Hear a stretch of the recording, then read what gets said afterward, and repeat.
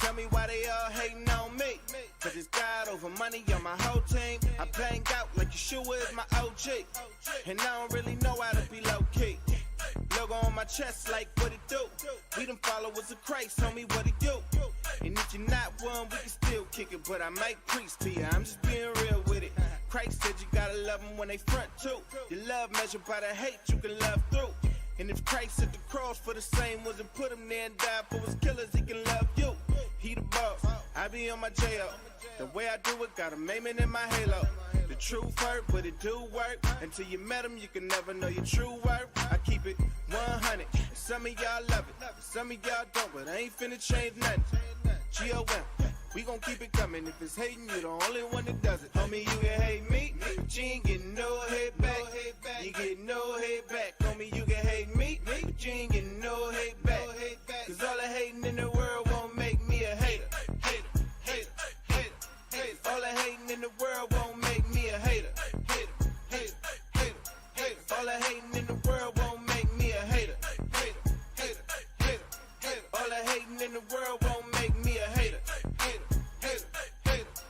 All the hating in the world won't make me a hater. Born sinner, I came with a flaw. I'm finna see the light. I was raised in the dark, but he came for the loss and he paid on the cross. I'm a servant of the king and I bang for the cause. You say you ain't a Christian, alright, cool. And you can't rock with it cause it's not true. But game rock red, Snoop rock blue. You ain't never bang in your life, but you cop too. Just saying, y'all be acting funny though. First I'm a hater cause I'm broke and my money low. Find out I made a couple hundred on the low, now they like so. I thought it was God over money though. Hate it when I'm paid, hate it when I'm broke. They hating on my faith, hating on my folk. See them drown in the middle of the ocean. When you pull up, they be hating on your boat. Homie, you can hate me, but you ain't getting no hate back. You get no hate back. Homie, you can hate me, but you ain't getting no hate back. Cause all the hating in the world won't make me a hater. All the hating in the world won't make me a hater. All the hating in the world won't make me a hater. First things first, I'm blessed, boy. All the stress when you dress like Metroid. All up in the armor, frontin' on a hater like you won't see this logo on my chest, boy. You already know though. Bumpy get to snapping like a photo on my click. We the misfits that the spit swift. Something like where them Indians would live. Intense. It's more than music and your amusement. Knew that before we get formed a union with the boy in Houston. Yeah, I never doubted what the law was doing. With me or biz, I just grabbed my sword and with the war to prove it. This platform that we're using, mask on. The pollution is that strong. The illusion is passed on. Where the youth is, I'm back drawing the blueprints. So any hater regard to get mashed on. Homie, you can hate me, but you ain't getting no hate back. You get no hate back. Homie, you can hate me, but you ain't getting no hate back. Cause all the hating in the world won't make me a hater. All the hating in the world won't make me a hater. All the hating in the world won't make me a hater.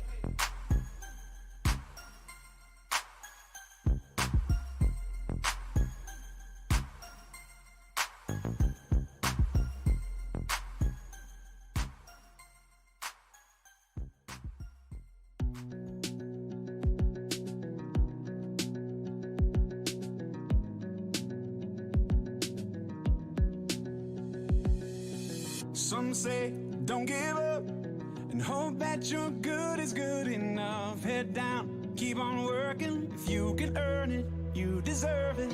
Some say push on through. After all, it's the least that you can do. But don't buy what they're selling. It couldn't be further from the truth.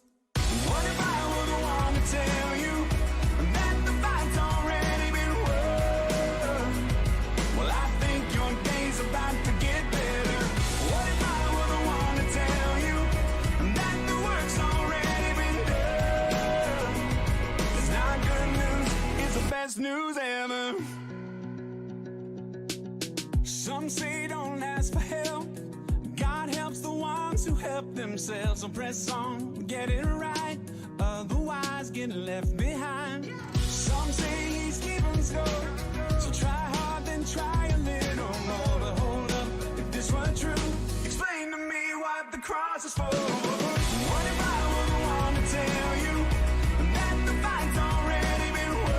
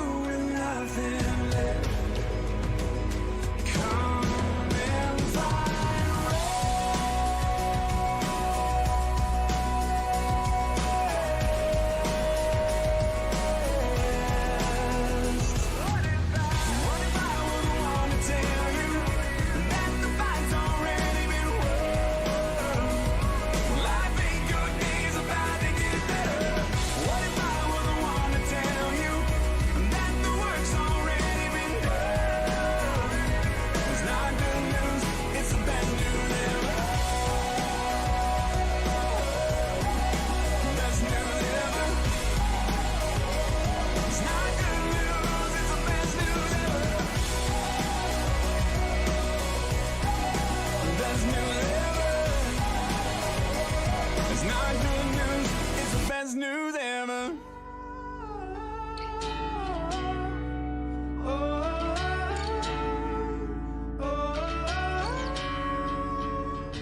This is for the busted heart. This is for the question mark. This is for the outcast soul, lost control, no one knows. Singing for the cold back, singing for the broken past, singing for the just found out life is now upside down. If you're looking for hope tonight, raise your hand. If you feel alone and don't understand, if you're fighting in the fight of your life, then stand. We're gonna make it through this hand in hand. And if we fall, we will fall together. Together. And this is for the second chance. This is for the new romance. This is for the loved in vain, overcame, it's not too late. If you're looking for hope tonight, raise your hand. If you feel alone and don't understand, if you're fighting in the fight of your life, then stand. We're gonna make it through this hand in hand. And if we fall, we will fall together. Together. And when we rise, we will rise together. Together.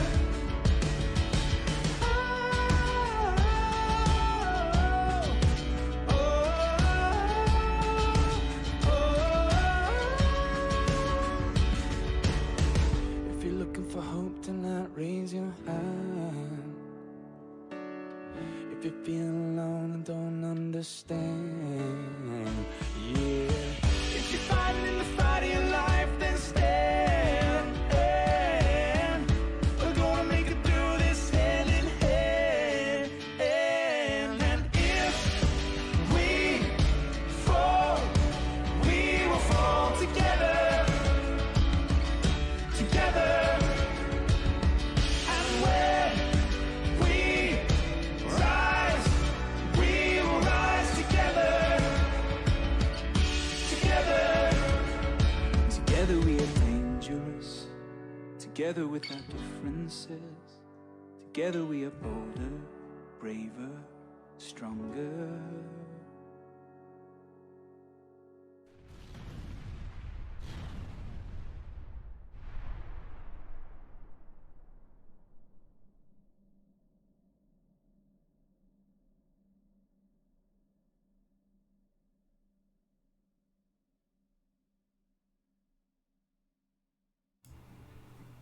What is up, everybody? It is early morning here.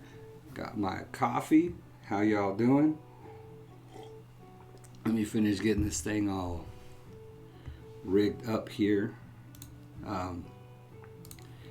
It's been an interesting week, hasn't it? Hey, looky there. Got some people there. How you doing, Brunos? Appreciate you stopping in. Budsville, how's it going? How's it going? Hating Big Pharma in the early AM, huh? Well, God bless you for that. Me too. I don't hate anybody. Big Pharma is only taking advantage of the opportunities that are granted to them by our glorious government. So, you remove the power from government, you remove the power of Big Pharma to lobby them. I'm just saying. Another reason to vote Libertarian.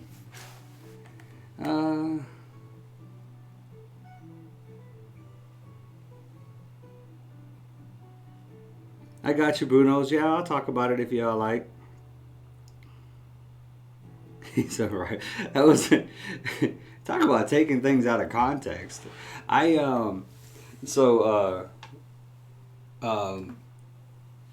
So me and Evolve got into it about the. He was claiming that suicide was should be against the law, and I thought that was utterly ridiculous. And so we got into a little heated argument about it, and I just got frustrated with it, and I shut off my stream, and then he continued, and I was like, so I kind of blew up on him. My bad, I've had an issue with these fits of rage before, and his stream was still running, so a lot of people saw a side of me I probably would have preferred people not see, but it's good because I actually saw it myself, and I was heartbroken that I could be like that, especially to somebody who's a friend. So that was on me. I don't have, there's no excuse for it. I mean, I have a lifetime full of things I could explain to you that would lead up to somebody being like that, but that's for me to deal with. That's my personal life, and I make no excuses for it. It's not a way that especially a Christian should act. So, I've really done a lot of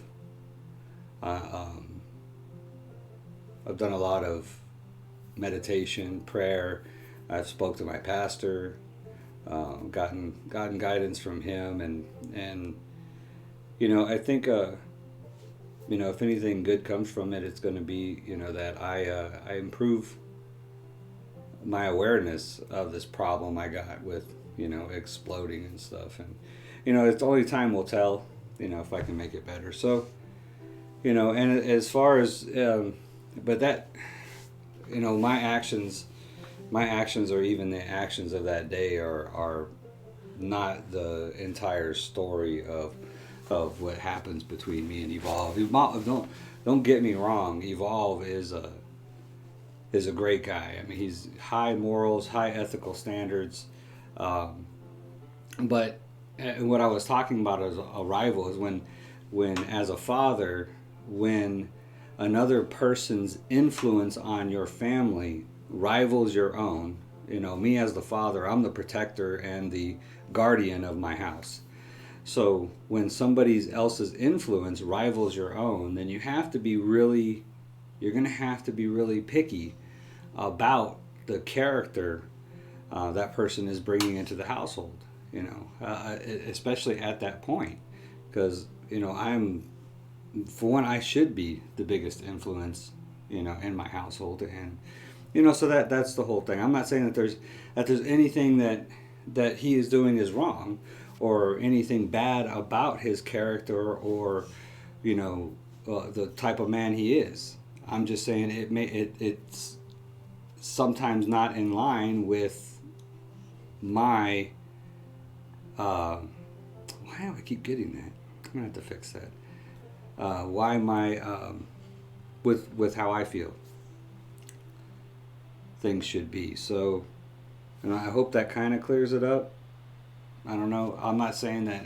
I've never said that he wouldn't be back on the show, but this is my thing, and I kind of want to put this thing behind us, because my whole purpose in this show is to educate people on the concepts of liberty and freedom, individual freedom, releasing the bonds of government, stuff like that. So, I hope I don't have to go through this again. I kind of jumped on this stream because I know a lot of you people in India or on the other side of the world were worried about it. So if there's any other questions, I'll answer them, but then I'd like to move on.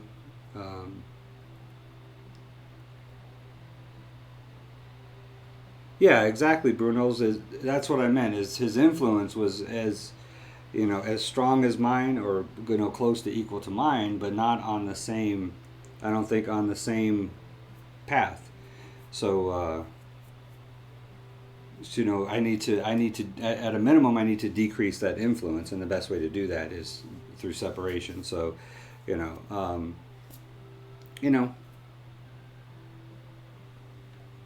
what's up, Tell Blogs? Glad you could make it, man. Appreciate it. Good morning.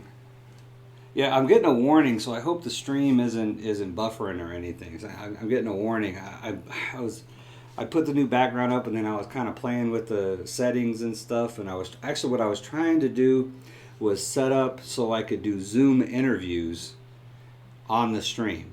So I was trying to set up this window capture thing, and I hit something in OBS, adjusted everything, and it all just blew up all crazy out of proportion. So, and since then I've been getting this warning on my live streams that it usually says excellent connection, and now it's saying please check video resolution. So I'm thinking my resolution got twisted or something. So hopefully I can get it fixed. And hopefully y'all aren't buffering and can hear me okay and everything. So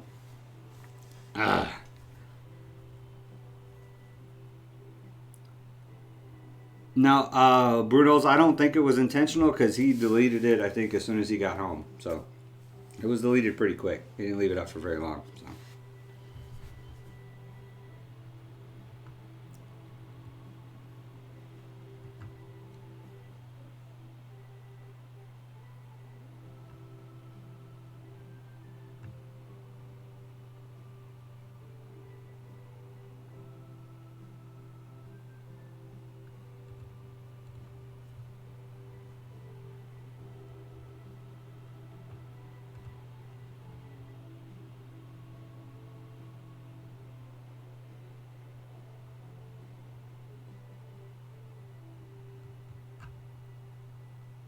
I'm just catching up with chat.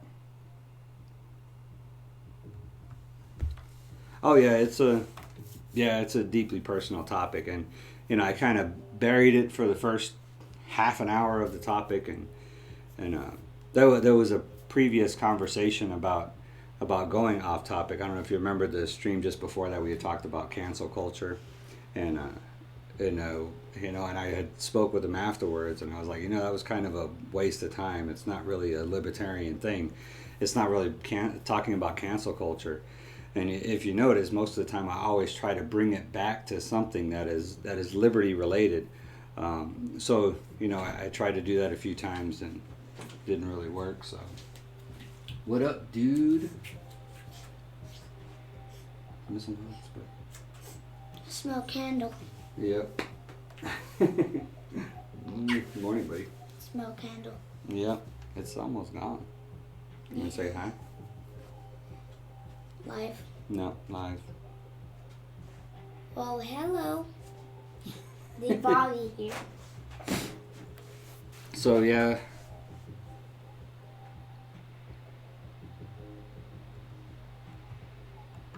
Oh, did you jump in a little late? I was explaining that as far as influence, when somebody's as a guardian of my household, as the father and husband, and this is my family. I'm responsible as the guardian and protector of my household.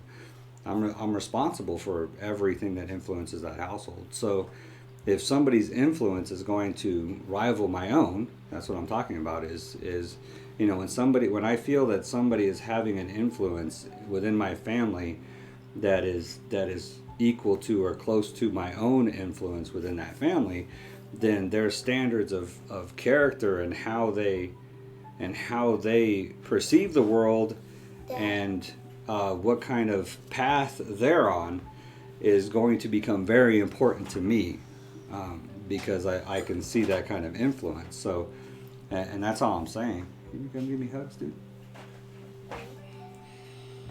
Oh. Love you, buddy. Good morning. Libertarian G right here. G Liberty. So that's all I'm saying. It's nothing. It's not really a bad or good thing. It's not like that. It's a different thing.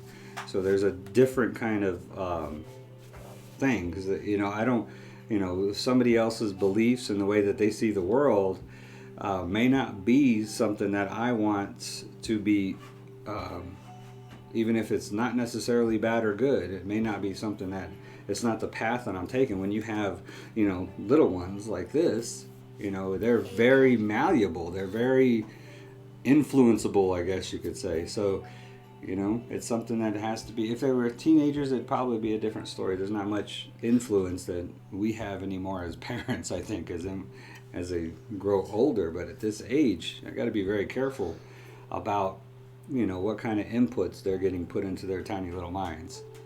So I hope that kind of explains it.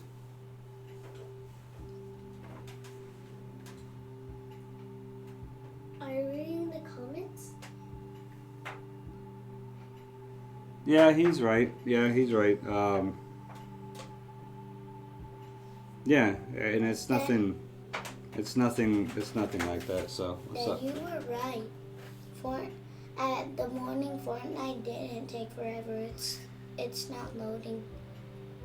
Oh, really? You have to just log in, then bam, Okay. So, after you're live, you can do it. Alrighty, buddy. I will check it out. He wants to play Fortnite. I don't think he's ever played Fortnite. This is gonna be your second time.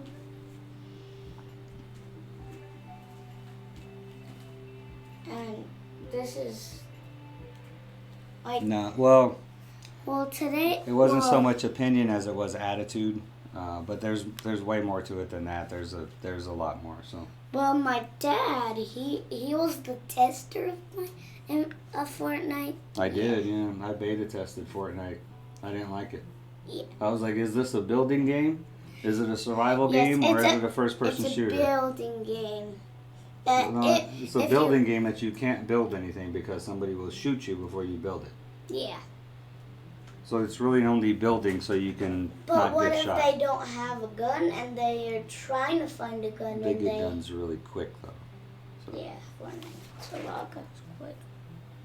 Even on buildings. On top of buildings, the shotguns.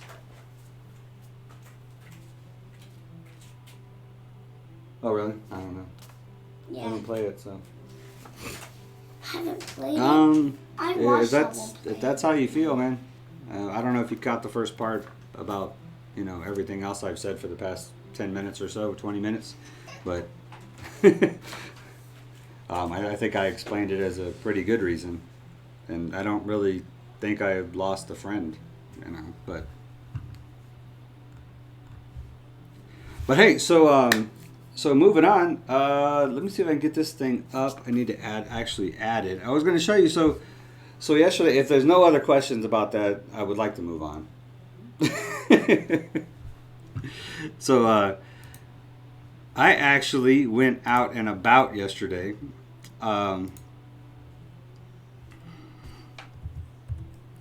And we went to a restaurant. So we had lunch at the restaurant because Texas just reopened the economy. So you can actually go out and have a sit-down lunch at a restaurant now. So, and I made a little video I would like to share with you. Hopefully it doesn't play automatically. And I need to find out, well, where is it? Hey everybody, Libertarian Dave here.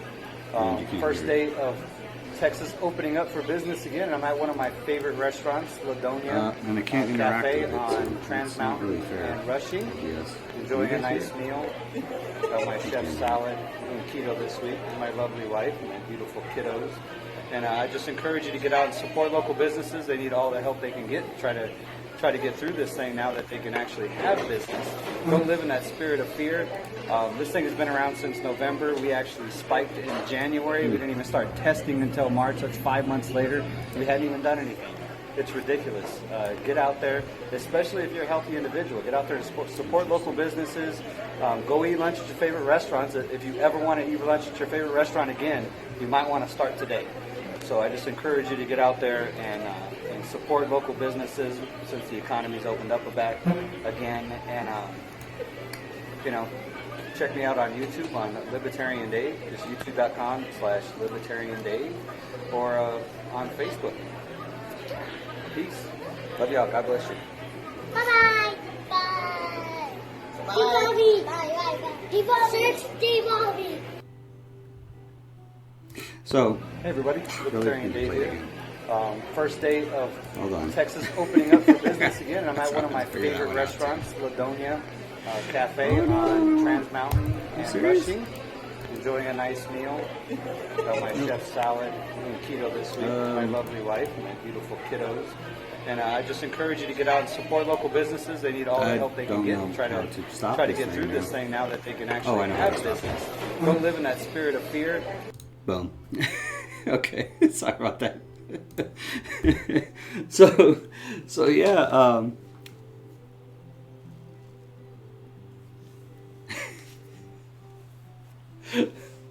Bruno's.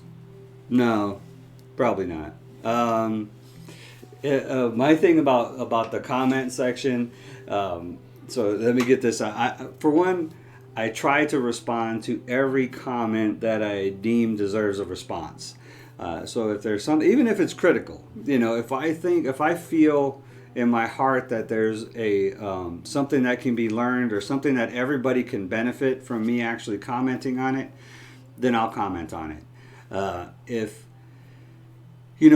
I feel it's something that will move people forward, or make them better or educate them, then I'll respond to the comment. Every single one of them that I think applies. And I've started doing that since a while back. Not all, like the older videos I've seen, I actually have some comments that I didn't respond to way back, like with the restaurant videos, I think.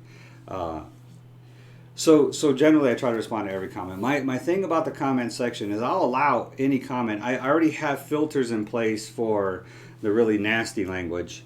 And I'll expand that filter thing probably, as time goes on, if I see some stuff come into comments that I don't really want in my comments. The way I see the comment section is, with the exception of the video on Tuesday, I've kind of allowed some stuff in there because even though they had some nasty language, I thought there was some valid points that I wanted to address, and I think the community probably needed to hear. But going forward, if it's, I would want my comment section to be something that my kids could read. You know what I mean? Like my kid, my 7-year-old who reads everything now because he's just learned and he's absorbing everything. If he was to go onto my YouTube channel and look at my comment section, I'd want it to be okay for him to read. And that's kind of the bar that I put it at. So if comments are not using nasty language, they're not threatening anybody, and they're not insulting. They can be critical, but not insulting. You know what I mean? So, I had some really insulting comments come out of Tuesday's video, which I deserve that, and I accept that, and I'll take it. Like I said, that's kind of the exception. But as going forward, and as far as, so that's kind of the bar that I use for comments. No, and I haven't banned anybody from my stream and in my comment section, and I don't plan to unless they become really really hostile towards my other commenters or threatening or insulting. So being critical or even throwing some shade, kind of, you know what I'm saying. I hope that, and this doesn't sound like I'm clarifying it enough, but that's kind of the judgment that I use.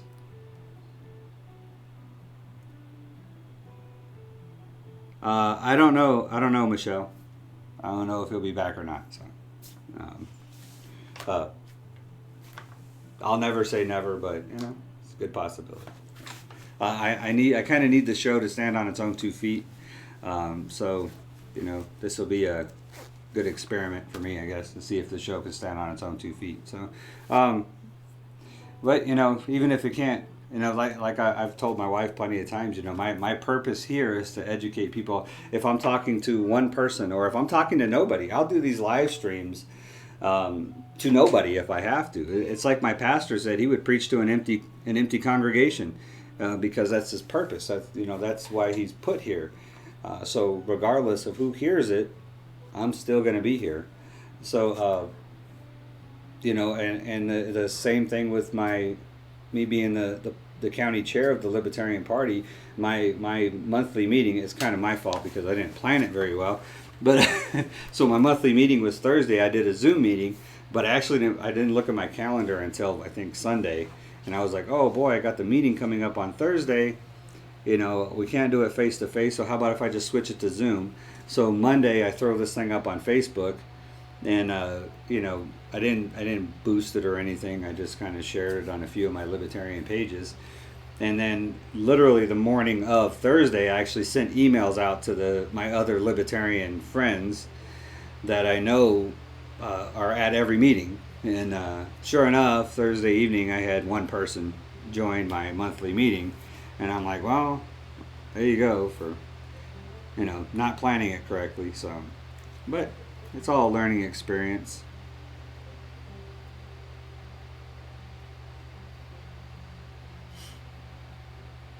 Well, I mean, it's I understand what you're saying, Michelle, but I mean, it's you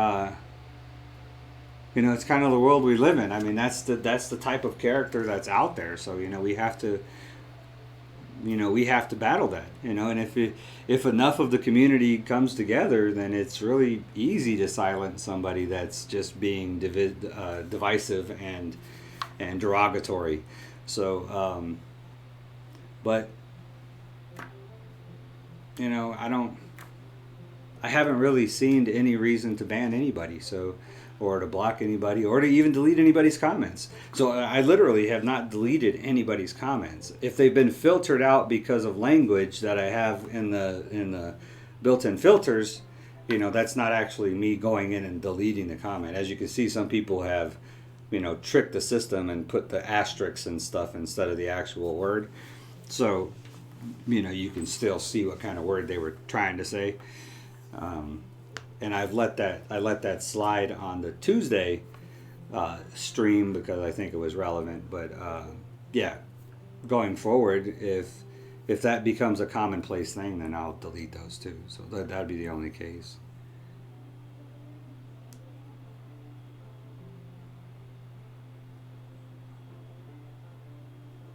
Yeah, there's.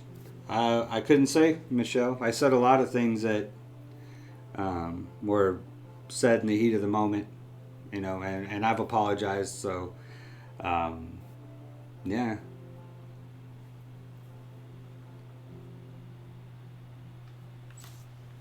So will he ever be back? I won't say that. Will he be back anytime soon? I don't expect so. No. So.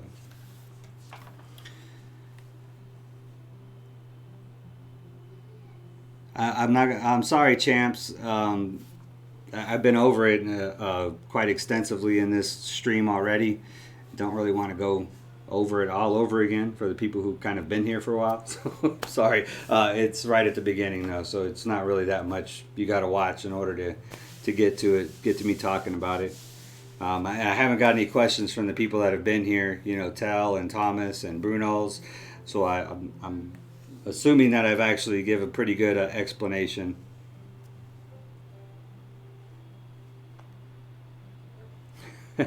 I know, fifth grade class. I don't know. I might try to work something out with Evolve to get some videos, but I got to be.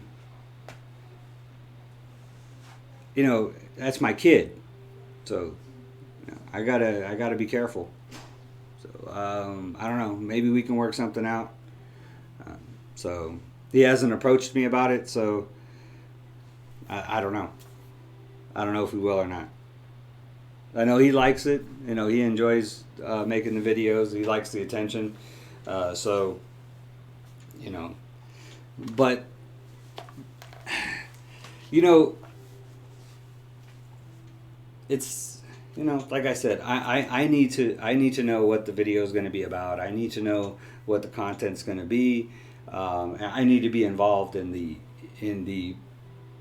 process of producing this thing. So if he wants to do it, I don't know if he'll watch this stream later, but if he wants to do it, maybe it's something I can shoot and send to him. He can edit, and you know, he can send me a script. I can do the script. I can shoot it back to him. He can edit it and post it. You can maybe work something out like that. So I know they're really good. The teachers one was really great. It was and there was some really good messages in there.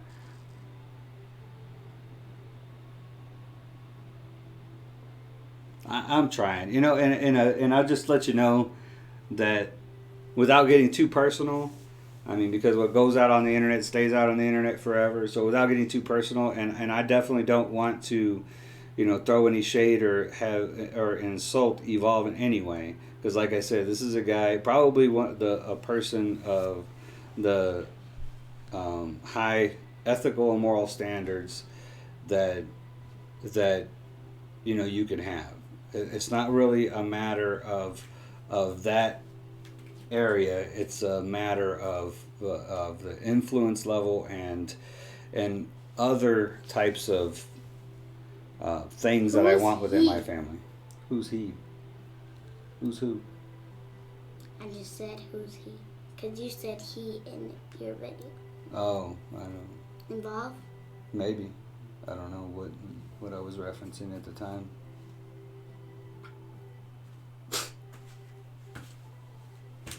What are you guys doing? Is your mom up yet? Definitely. Okay. Definitely. So.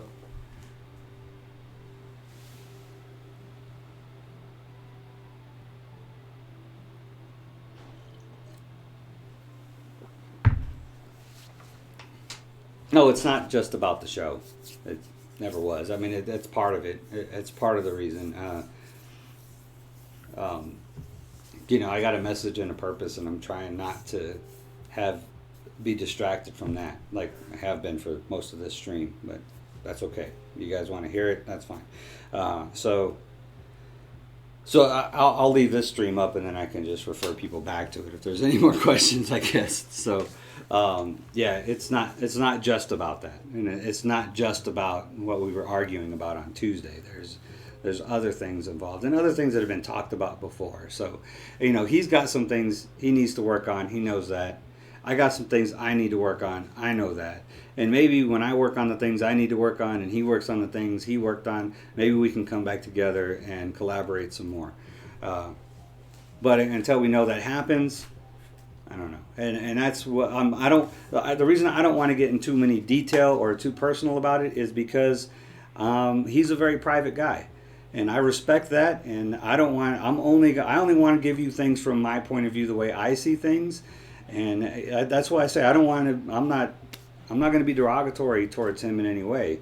I'm talking about the things that I need to work on and my issues.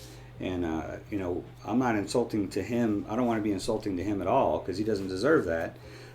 So, whether we'll collab again or not, I see it could happen in the future. Like I said, I would never say never. We are, it'll probably happen. What's up, bud? What's up? I'm Libertarian G. Oh, yeah, G Liberty. Yeah, I thought you were going to ask me something. Yeah, you won't. It's a little delayed, so you won't see yourself here. Ugh. I will when. We broke the law last night. You know that, right? We're criminals. How does it feel to be a criminal, dude?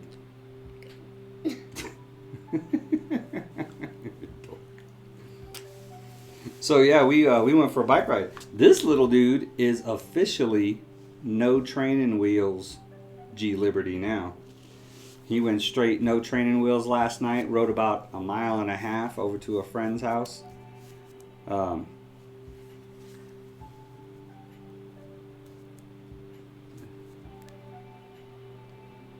Massive ban. I don't know what ban. And there was nobody banned.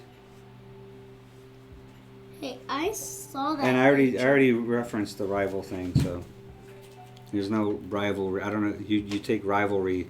You took that word completely the wrong way. So, but you can look at the beginning of the stream to address that. So this little dude. No training wheels, right? Yep. I feel it good. You feel it good? Downhill. First time. It's like freedom, right? Downhill. Yeah. Straight, but uphill. Yeah, uphill. Wiggly. Uphill's a little struggle. Yeah. Definitely a struggle. But you'll get better, dude. But man, you took off like first try, gone like nothing. Like nothing. Where did we go? Went over a friend's house, huh? Surprised them? Abby. Yeah, we surprised them, huh? We just Yeah. popped up at their house like, hey, and they were like, hey, we're making dinner. Come on in for dinner. So we went inside. We had dinner. It's a nice dinner, huh? You guys were playing and everything. And I was thinking, based off the El Paso order that is right now, that you're not allowed to go to a friend's house. I was like, so I'm thinking to myself, wow, we weren't supposed to be there. What a shame. We had a good time, huh? Yeah. Yeah, first time seeing their house. They got a pretty house, huh? Yeah. Very pretty. Big backyard. They got chickens. So. So when Abby carried one of the check. No, he hasn't and talked to me about what he wants to do. Why didn't we did talk about it? I got the rock. We talked about it afterwards. We talked extensively Tuesday night. So yeah, we worked out a lot. Got a lot of stuff out in the open that hadn't been out in the open before. So a lot of stuff. That's yeah. What does this do? That's the light control. Yes. It's making the light shine at the green screen. And so this can't be all black. Does he crite? I don't understand that word. Does he what? Devolve is his channel, so. Oh, does he write? Yeah, he does. Does he write? Does he write all of your stuff for Devolve? Who? Evolve. I don't know. Yeah. Yeah. He makes lists and He makes lists. Yeah.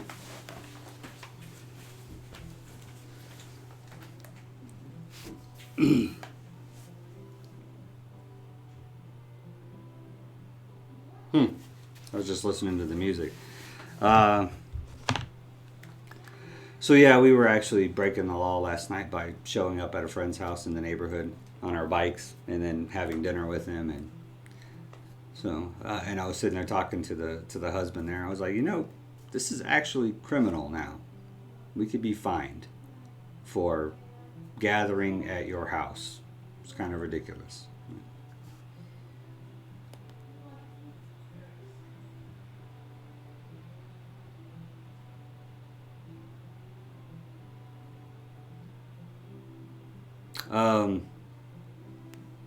The difference of opinion on suicide was he thought that suicide should be against the law, that you should be fined for attempting suicide.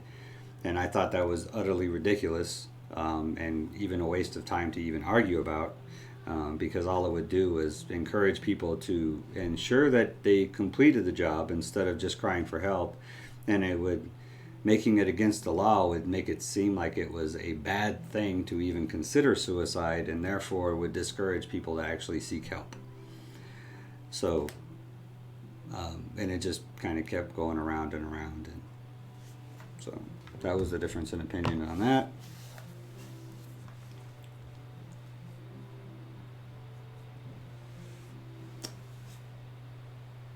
I'm afraid to move on now and try to talk about anything else because I think something else is just going to show up in the comments. So, and to be honest with you, I didn't like I said, I considered it utterly ridiculous. I still think it's kind of a ridiculous idea.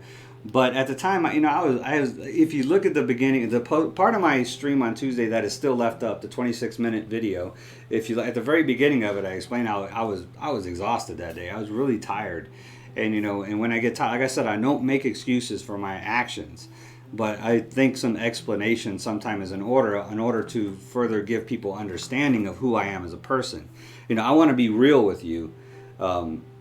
you know, I want you to feel like I'm coming to you as a real person. Like I'm not any different with you guys as I am with my family or my friends or anybody else. This is the real me.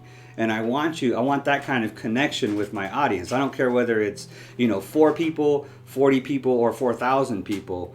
I want that people to understand that this is the real me. So this is about understanding. So I was really exhausted, and you know, my mental discipline battery gets low when I get tired, and that argument had really was just draining me even more. And that's how I know I'm not on task, is when my energy level gets low. Like when I know I'm on God's purpose for me, which is this, you know, this liberty mission and talking, and even this stream, you know, sharing this with you. You know, I know because I get that energy burst. And if you see at the very beginning of the video, the 26-minute one that's still up on from Tuesday, I talk about how exhausted I was, because I was all into, we had the city council meeting. I listened to so much of that. I actually called into city council. I wrote a statement. You know, I had a lot of stuff going on. At the same time, I'm homeschooling the boys, you know, trying to keep them up on their schoolwork. And so I was pretty drained. But then as soon as I started talking about my speech and talking about my liberty and doing that stuff, the part of the video that's still up, you can see the energy start coming back into me. But then when we started talking about that subject, you know, it was okay at first, but then at some point it really started draining me even more. And as I got drained, you know, my mental discipline battery gets low, and you know, I just kind of disregarded the whole deal, and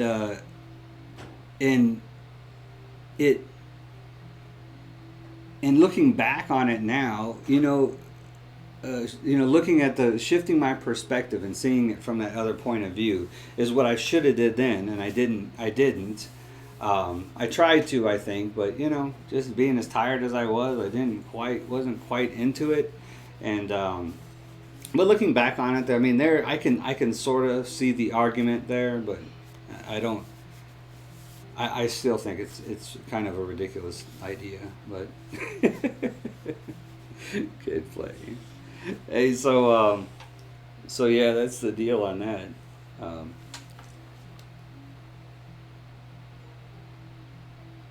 No, and I think logically looking at it, I don't think so either.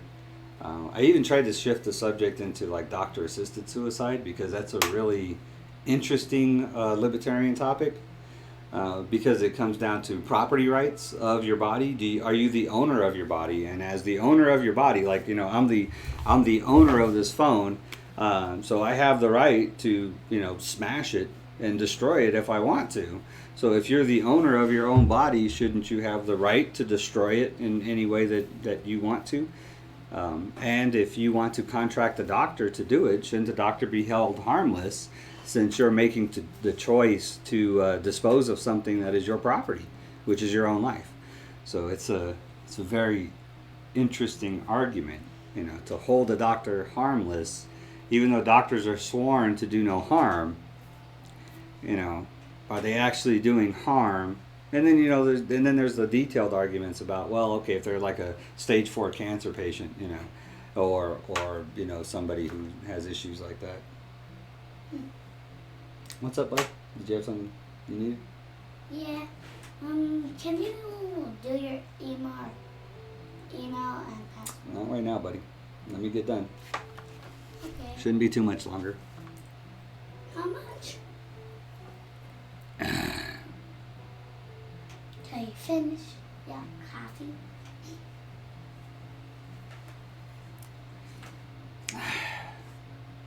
Okay, drama. Does anybody else in chat actually believe that me and Evolve were not friends?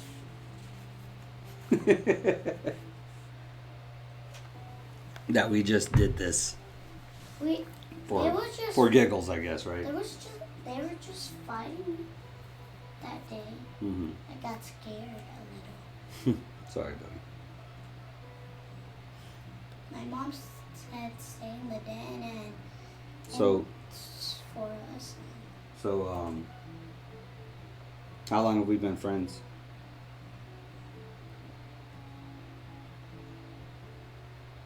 Since I was born. Since I was born? Since I was born. Oh, we're going to continue. Hey, Drama, why don't you call in, man? I'll open up the phone lines right now. You can call in and we can talk, man.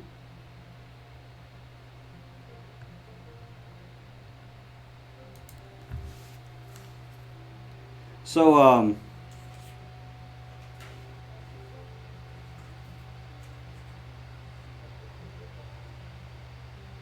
yeah, if anybody wants to call in, phone lines are open. Anybody, doesn't have to be just one person. But in response to your last comment there, Bud, I made a lot of statements. I made a lot of statements on video. I made a lot of statements in comments. I made a lot of statements. I don't think I needed to make a lot of statements. Me and him already conversed. His statement was for you all. It wasn't for me. That's why I was just commenting as a commenter. You know, there was nothing for me to say that I hadn't already said to him that was, you know, between me and him. So he knows what's up.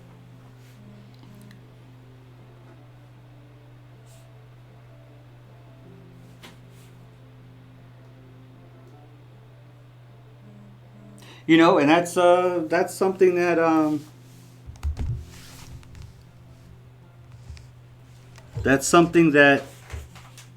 oh, if you do call in, if you do want to call in, the phone line's open. It's up on my stream right now, and just know that it's going to sound like a machine, but it's not. Just hang on. I got to hit a button to actually patch you through.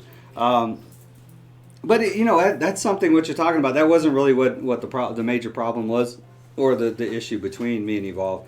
But when it comes to talking about politics, we need to get over this matter of speaking politics and having it get emotional. We need to be able to talk about politics in a logical way, and we need to learn how to bring people over to our way of thinking. And you're not going to do that with hatred and anger and lashing out at people because they have a opposing view of yours, especially in the political realm. And there's a lot of political topics that are really touchy, like the one I just brought up about doctor-assisted suicides. You know, that's like a topic that you know is really kind of a gray area that can have some really intellectual debate on. If we could get the emotion out of it. When you're dealing with politics, you're talking about lawmaking and regulating the citizenry, and it's something that we shouldn't be emotional about because this is legal and law. We need to apply logic and understanding to it. And the media and politicians are the ones who, you know, want you all to get emotional because once the emotions kick in, the logic goes away. You know, so now we're not speaking from a logical place anymore. Now we're speaking from an emotional place. So when you're talking to your friends, try to listen to them and gain understanding of their point of view.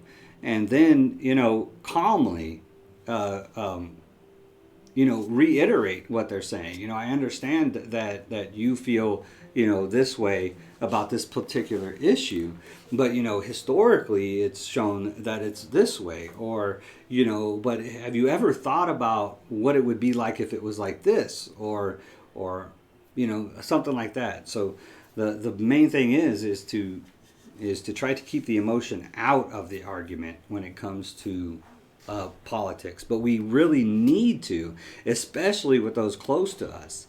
I mean, we can see how much our ignorance and our avoidance of the political topics have made us complacent in our legal system, you know, in our political system. And now we have government that can just run rampant with our rights, you know, and this is the reason, because we won't have those conversations that we want to play Team A versus Team B and get all emotional about it. And I think we that's so key. We got to get over that, you know. Kiwi. Key. It's very key. That's pretty. It's cute that you and Abby have matching necklaces now. So this is my life, guys. This is why it's hard for me to stream sometimes, because it's constant distraction. I wish I could take off a share from this. Then you have one like, you have one thumbs up, and it's mom. Yep. And 2 dislikes from me and you. Got we were in the company. Ah, I see. I was in the cabin. You can we like yourself, Dad? Can you like yourself? No, hey kids, kid play. Yeah, we're just taking a break, man. That's kind of the way I see it. Just taking a break for a little while. Yep. Told them not to come in, and they're in here. So you guys aren't listening to your mom now? What do you think you should do? Go.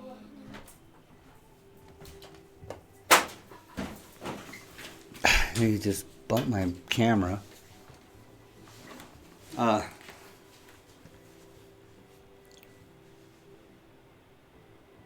They just want to be around me, I guess. Can't complain about that, right? So, where was I? Yeah, kids, we're taking a break, man. How long this break will be is unknown, so we'll just leave it at that. Would destroy your relationships, so you decided to never talk politics to save a friendship and relationship. It's be kind of hard. My stream is about politics, so maybe I could guest star on his stream and we could talk about something else. But my stream is designated for politics and speaking about liberty and freedom and changing our political mindset of our country. That's my focus. That's my mission, is to get people to start opening their minds to a different way of thinking about politics. So like the little discussion I had just a few minutes ago, talking about how we need to be talking about politics with our friends and family and stuff. So what I would recommend for you, champ, is to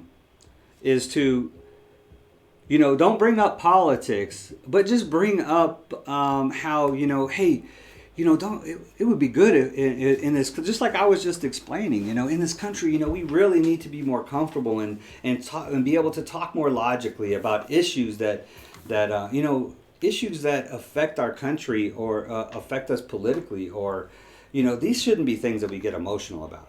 Just drop little. I mean, if it's a really tight friendship like that, then you could drop those little hints. And what you're doing, you're just planting little subliminals in there. You know what I mean? And and you could get them to agree to that. Agree to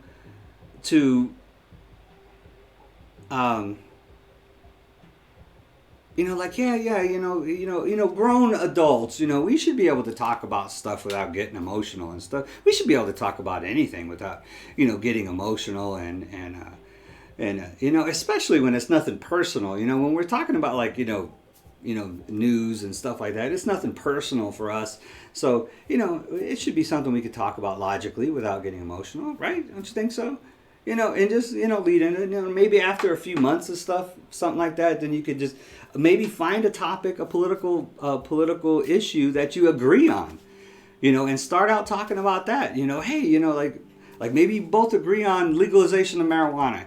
Man, what? Marijuana should not be illegal. Isn't that ridiculous that they make a plant illegal? It's even in the Bible that all plants are supposed to be the dominion of people. God gave us dominion over all the seed-bearing plants. I don't know what you would use, but find some common ground to start building that relationship and that communication. So, I mean, it's just a suggestion, man. I know you keep saying that's not what it was really about. Is there any way you can just talk about it? This is what makes your politics here in India so real, because you're transparent. So it wasn't so much about the topic. It was kind of, because it is very personal to me, and it's very personal to him too. The only thing I'm gonna say, let's see.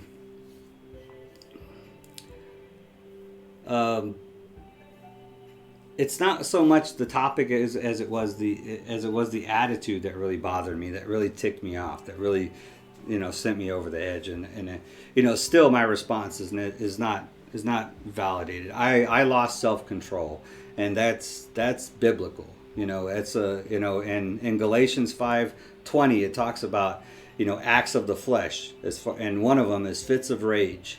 And then it goes on in Galatians 22.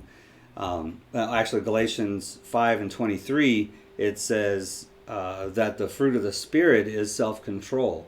So I lost self-control, and that put me out of connection with my God, and so that was on me.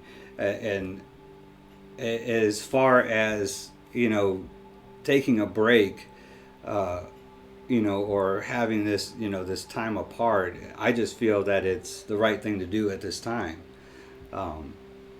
So I don't know how much more explanation I can do of why. I just feel that that's kind of where we're at right now. I mean, me as a father and as the protector of my household, I choose the path, and I choose what I feel is good, and this isn't saying that I have total dominion, like I don't talk to my wife about anything, so if there was any argument from my wife, then that would be a different story. But we come in agreement on everything, but she knows that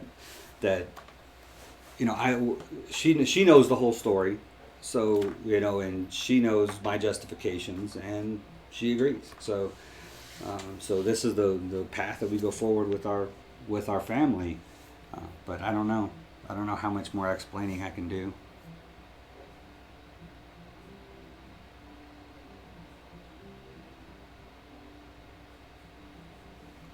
So let me make sure.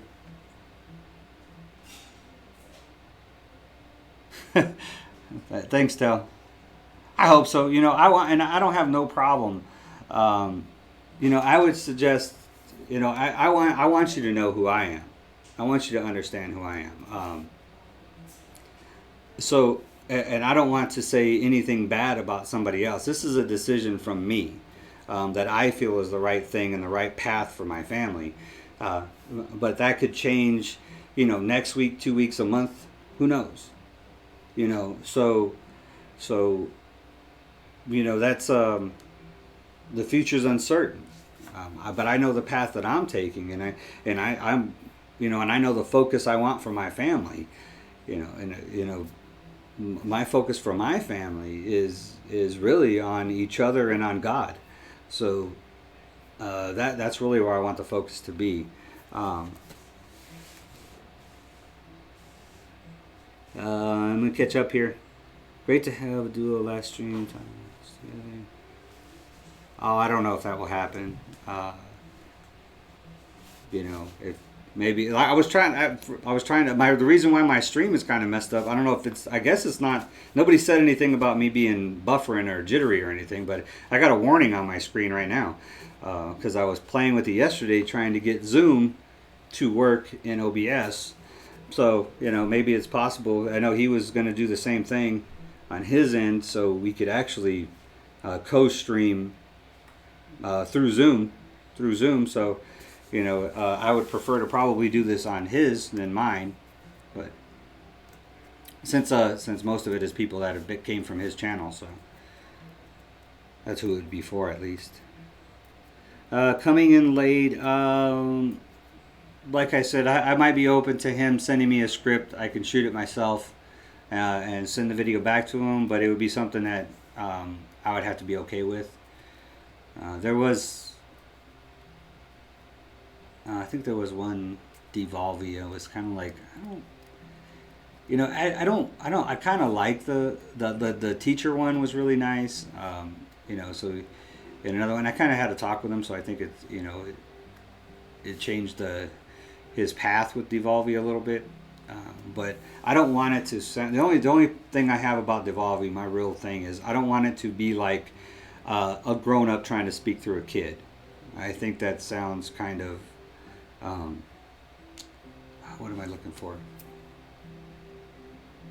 What's the word I'm looking for?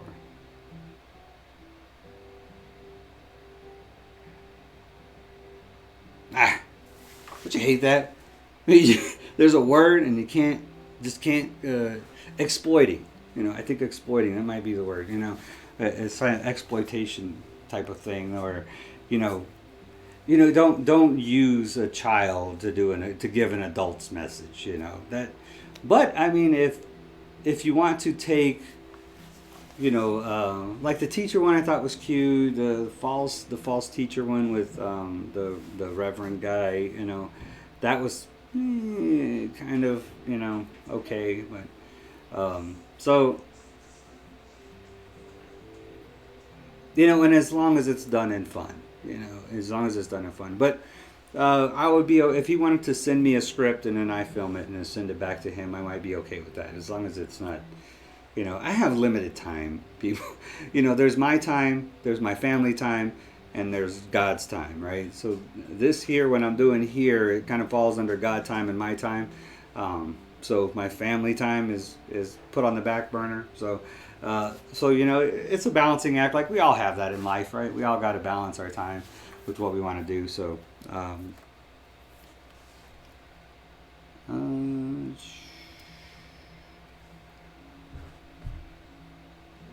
sorry, coming in late. Okay, I already talked about that. I agree with Bruno. Get to it. Talk about it.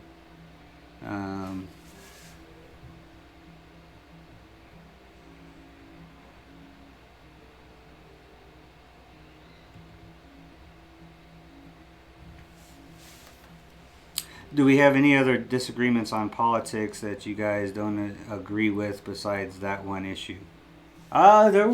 We did have, if y'all remember a while back, we did a 12-hour stream from my couch. It was like 10 hours. Not the 12-hour one. It was like a 10-hour one before that. So we've done two really long streams. One of them was like 12 hours on a Saturday. The other one was like 10 hours. I don't know when, but before that. And during that 10-hour stream, we talked about public education. So, because libertarians agree with privatized education system. And so he was, because he grew up in poverty, he feels that he would not have been educated if it would have been a privatized system that his mother had to pay for. Then he probably wouldn't be educated. So again, this was a very personal thing for him. But I understand that that's a very common argument against privatizing the education system, is that the poor will get left behind. And it's simply not true. The poor actually get left behind more in the public education system. And I never did come back and follow up with him about that. I should have followed up with him with the actual facts and statistics and stuff that show it. I actually told him, I was like, I have it. I need to get you to read this, but, after the fact, and I never did, and it's my fault. But we do disagree on that at the moment, because he feels that the poor would get left behind in a privatized education system. So,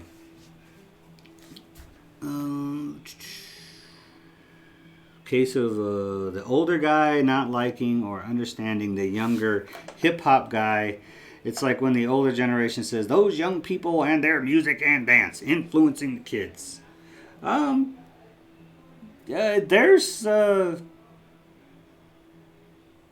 There might be some substance to that statement. Rock. Riok? I got the rock. So I'm guessing you're a basketball player. But anyways, it says Riok, but I'll just go with rock. Yeah, that's could be. I'm not going to say it's not. I'm an old guy, so yeah, I admit that now. I'm pushing the half-century mark. So, but I'm okay with that. And he's a little more than 10 years younger than me, so it could be a generational thing. I'm not saying it's not. So something to think about, though. Appreciate that. Not a bad idea that you get addressing this and really showing all as well, even if it is your last one for a while. Y'all as a duo has built a community that care about you too. Could be something. Could be something.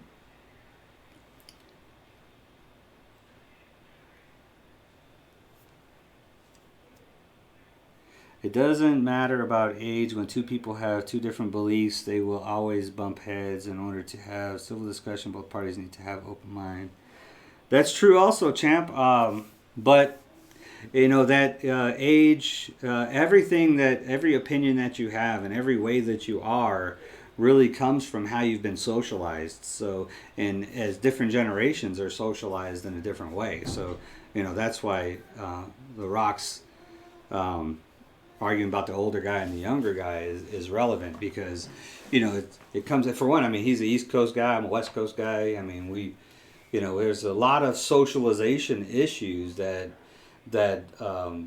make us really who we are. I mean, it's basically you're an accumulation of your memories. That's kind of what made you who you are, as far as personality wise and stuff like that. Now, spiritually, it's a totally different story. So, but when you get down to your personality, that's an accumulation. That's really when you get to my age. That's what you discover, is that those things that you've been socialized to believe are the things that you really need to root out in order to have an open mind and have an open discussion with other people.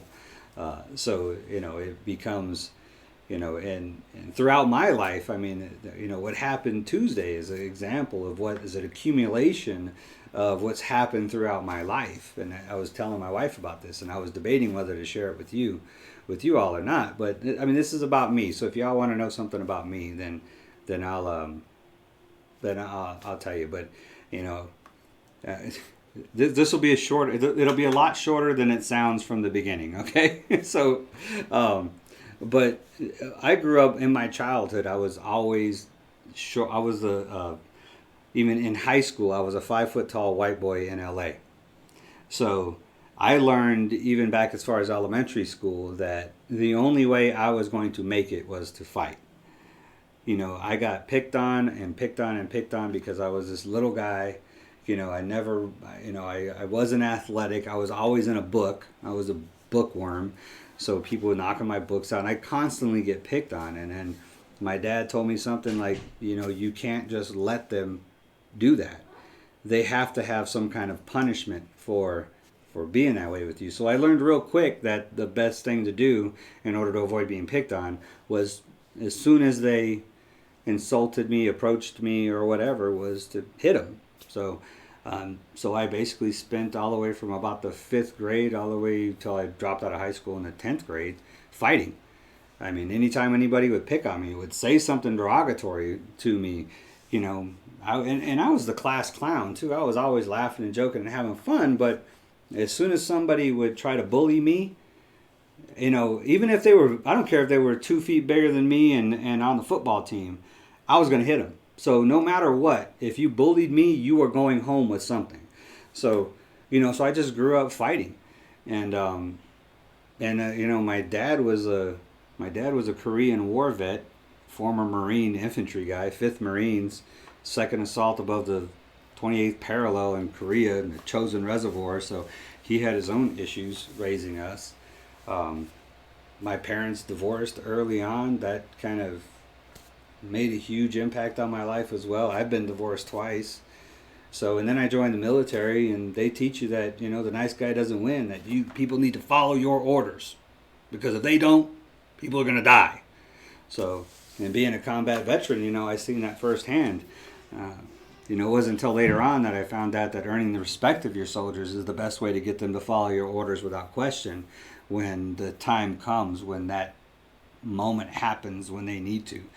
The only way you build trust in people is through respect. So I learned that later on in my leadership career in the military. But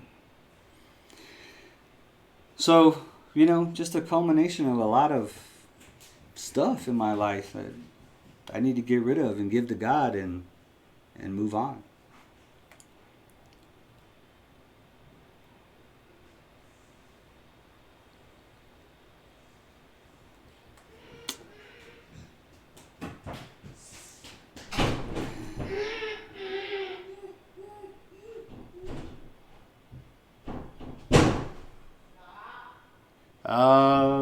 No drama. I don't think we're done, and he's never said that he would not come back. It really seems from from what I've heard from him, that he feels the same way I do. It's time to take a break for a little while. I know he doesn't feel like I kicked him to the curb for doing so much. I know he doesn't feel that way. I know he feels almost as passionately about this liberty movement as I do. He really does. He's really passionate about this purpose that I'm on. I just think that his approach hasn't lined up with mine as well. So, but yeah, I think if my channel blew up to twice or 10 times the size of his, I know for a fact there would be no envy. There would be nothing but love and graciousness and stuff. I know that. So no, that's just not the type of person he is. It's not the type of person I am. So we would always, there's no animosity like that to where we would not want the best for each other, even if it wasn't together.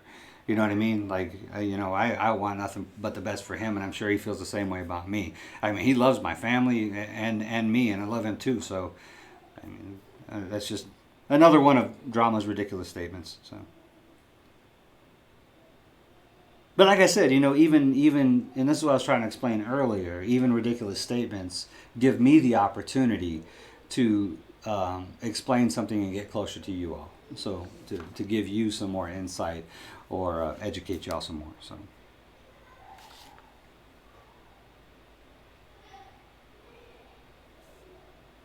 the real problem is that you found a deeper faith and evolved don't share that same faith, movement, and standards.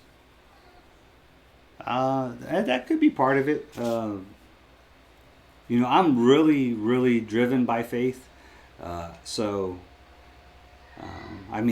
why it's so heartbreaking what happened on Tuesday, and that's not the first time it's happened. Hopefully, it's the last time something like that happens. Let me get my card. So I actually added to my card today. So I don't know if you saw this in the last stream, but I'll bring it up in a second. I might just scan it and put it up in the corner so y'all can see it, or I could just type it in on chat. It's that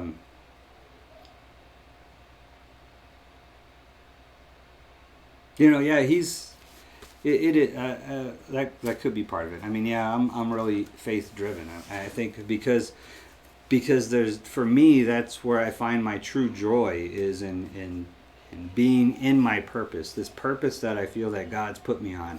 Whenever I am in that purpose, I have unlimited energy and I just feel total joy. And I mean, I really love that feeling. So I'm always, I'm reading my Bible, looking for more inspiration. I'm always in meditation and trying to connect to that spirit and get guidance on where to go, because I constantly want to stay in that feeling of joy and abundant energy and stuff that comes from finding when you find your purpose within the universe. You know what I mean? So I see everything in the universe as a flow. This is me getting metaphysical and kind of out there, kind of weird. You might think it's kind of weird, but this is how I feel. Everything in the universe is a flow. If you look at like a galaxy, how the galaxy just kind of flows, and when you get and if you look at quantum physics, actually kind of justifies this. Quantum physics theories. Hold on a second. Let me quiet these guys down. Hey guys, go. You're loud in here.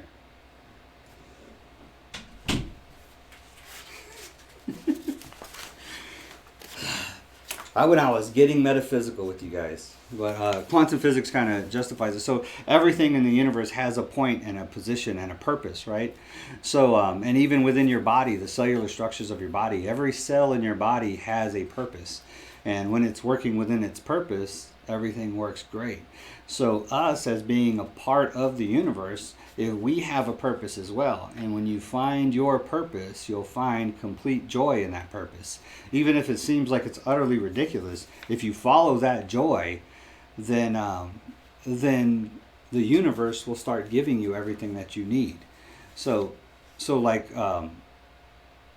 with the cells in your body, like if the cell in your body has a purpose, it needs to accomplish something. Say it's a liver cell that needs to do something, and it requires something from somewhere else in order to do its job, then the body's going to provide that nutrient in order for that cell to do its job. And it's the same thing on a greater scheme of the universe, that, you know, everything. This is just something that I believe. So I'm not saying it's grounds for anything, but that's my deep metaphysical thinking.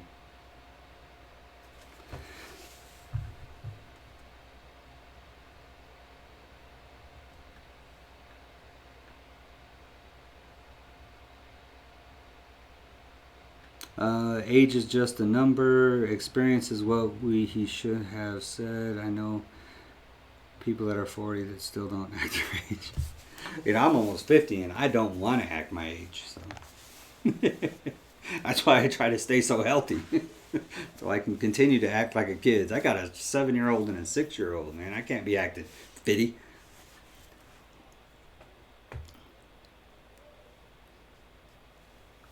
Yeah, it has, Bruno. It has taken a toll. But,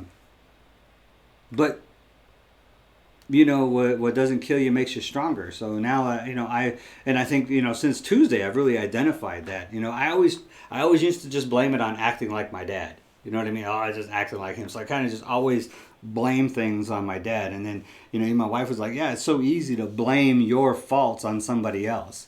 So now I'm just seeing it as an accumulation of things that things that have happened throughout my life. And now that I think I've actually identified the core of the problem, I think it's going to help me, you know, with the help of God to get over this thing. And hopefully, I mean, like I said, only time will tell, you know, when it's tested, you know, whether it's actually I've accomplished what I've wanted to do and actually get rid of this burden that I've had for so long. Did Evolve know of this stuff? No, I don't think he's known. He's known of some of it. But yeah, I don't think he's known of all of it. And there's a lot I didn't know about him before either, so we've gained a lot of understanding about each other over this thing. So, and that's good. You should, if you plan on having a close relationship with somebody and somebody else's family, then there should be a lot of understanding. You really, there's no way you can get close without opening yourself up to somebody else. You know, and I think that's another key point here. Was he's a very private person. So he doesn't open up a lot. It's like he gives you a little piece at a time. I mean, I've known him for more than 5 years, I think. I mean, he's known my kids since they were 2 and 1 years old, I think. So, you know, and he's the type of person who just kind of gives you a little piece at a time. He doesn't really tell you his life story right up front. And the guy has been through a lot. So, you know, I don't want to get into his private life, but, you know, when you want to have a close relationship with somebody, especially when they have young children, and when you're getting really into the family, and it seems like you haven't, you know, it doesn't seem like you've allowed somebody in, you know what I mean, to really get to know you, to know your vulnerabilities, you know what I mean, to be vulnerable. I mean, that's how you really build friendships, is to be vulnerable. If you can't be vulnerable with somebody, then you can't, your friendship's only going to go so far, you know. So, and I think he, you know, and I think he'll admit it too, that he's, you know, he has a problem opening up with people, you know. So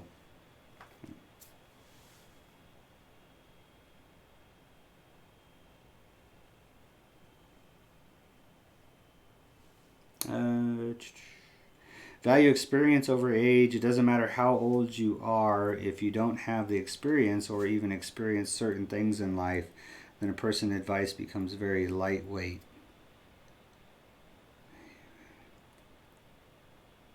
Yeah. Oh, yeah. But, I mean, with age comes experience. It might be a different type of experience. But, you know, if I couldn't, you know, I couldn't tell you how to survive in the Amazon rainforest, you know, because I haven't experienced that. But somebody 30 years younger than me that has survived in the Amazon rainforest could share that with you and help you because they have the experience. So it kind of goes both ways. Thanks, babe. Hey, do I need to copy and paste that into Google Translate there, Brunos? I will.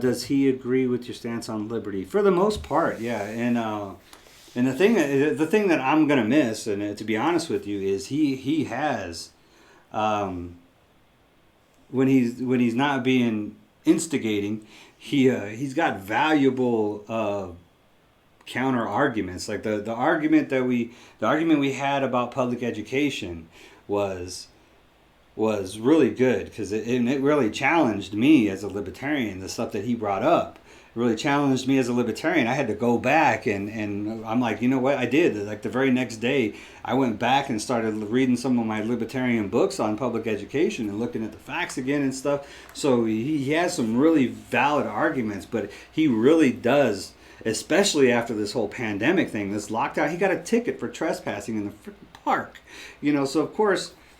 He values liberty, and I think he's really, I don't know if he's never actually admitted to being a full-blown libertarian, but he's libertarian leaning, I'll say, as we like to say. Maybe he's a little L libertarian, not a big L libertarian. So I'm a big L libertarian. So yeah, but he does have some really good arguments that he can put forward on libertarian subjects.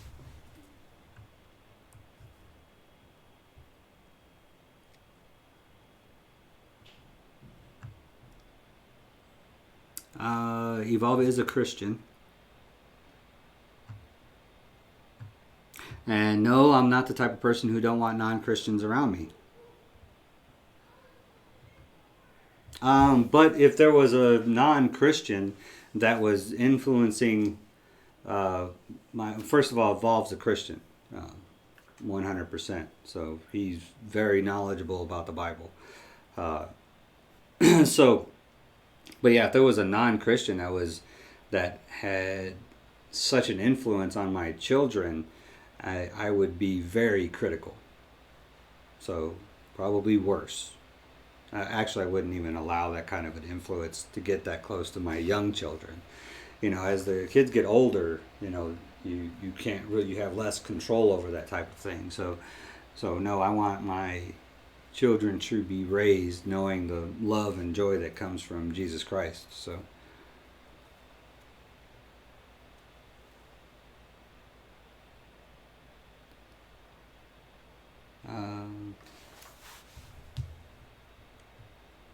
yeah, and I think that especially when it comes to religious beliefs or spiritual beliefs, I don't really like using that word religion so much, but spiritual beliefs to me is a lot deeper than just religion. So I'll share something else with you that's kind of off topic from liberty, but it's kind of the core of what I believe as far as spiritually is. I'll use the Dalai Lama as an example. I love the Dalai Lama. I think he's one of the most compassionate, loving people in my generation. So, and like coincidentally, thank you so much for housing him, India, since he's been in exile for 50 years, right? So, but, and it's a dream of mine. It's like a bucket list item. Like if you gave me, a choice of any living person to be able to sit down and have a conversation with in this entire planet right now, I would say the Dalai Lama. That'd be the person I would want to sit down and talk to. So when other Christians tell me that, the Dalai Lama is going to hell, I'm like, you're a liar. An omnipotent creator of the entire universe is not going to be so close-minded to send the most compassionate, loving, and understanding person on the planet to hell because he hasn't spoken a word or believe in a word, written words. So when they say that, and so they always say, well, he hasn't accepted Jesus Christ as his Lord and Savior. I say back to them, you're putting Jesus Christ in a box. You're saying that Jesus Christ was just a person. I'm not saying he's a person. Jesus Christ was the spirit of Jesus. And the spirit of Jesus is compassion, love, understanding, altruism, all the things that make the Dalai Lama the person he is exactly the spirit of Jesus Christ. So what? What do you have to accept? Do you have to accept that there was this person, this human being, or do you have to accept that there was this spirit? Was Jesus Christ ever even really a human being is irrelevant. The fact that his spirit resided here on earth, that spirit of compassion, joy, understanding, and love. And wait a second, I'll put them all right here. They're the fruits of the Spirit. Love, joy, peace, patience, kindness, goodness, faithfulness, gentleness, and self-control. If that doesn't embody everything that the Dalai Lama is, I don't know what. I don't know what to tell you. So.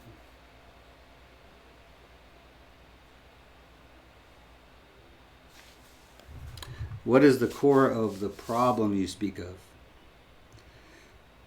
Core.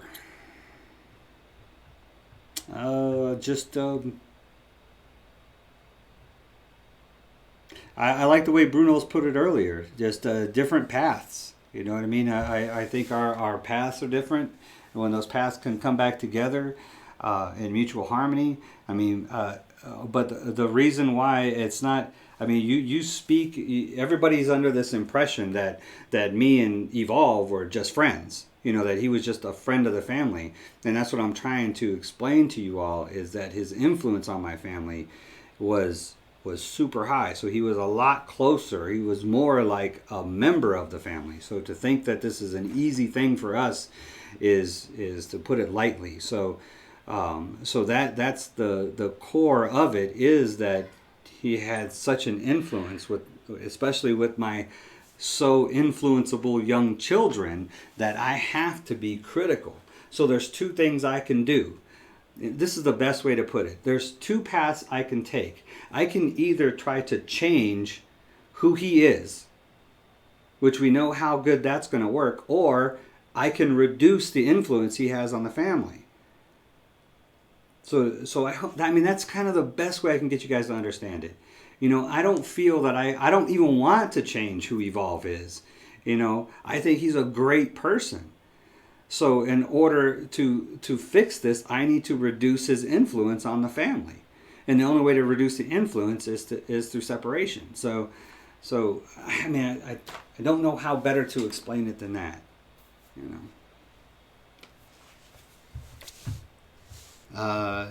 Now that Evolve won't be around for a while, you'll need some sort of resistance.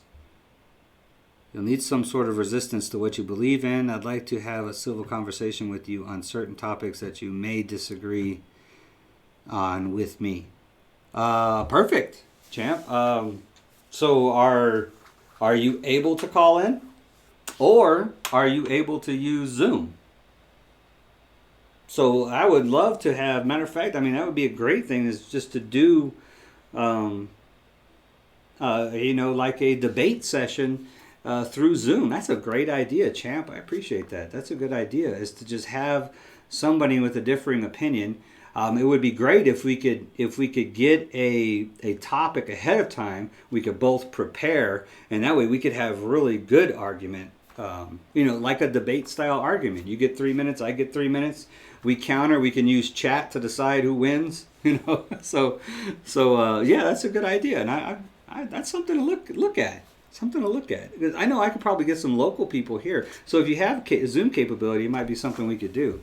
If you're out of country, I mean, I think Zoom would probably be better than doing it phone call, because it would be nice if people could see you as well as seeing me. So something to experiment with, though. Appreciate it. That's a good idea, man.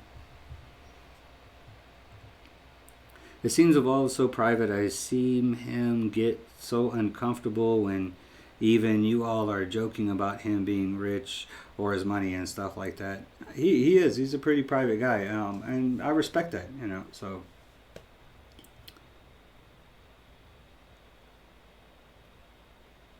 Yeah, that's actually what came to mind, Bruno's, when I was talking about the Amazon. It was him and his tribe down there in the Amazon. So that's like the first thing that popped into my head when I was trying to think of something I have absolutely no experience with, but somebody younger than me might. I was thinking of those guys in the Amazon, spearing porcupines and stuff.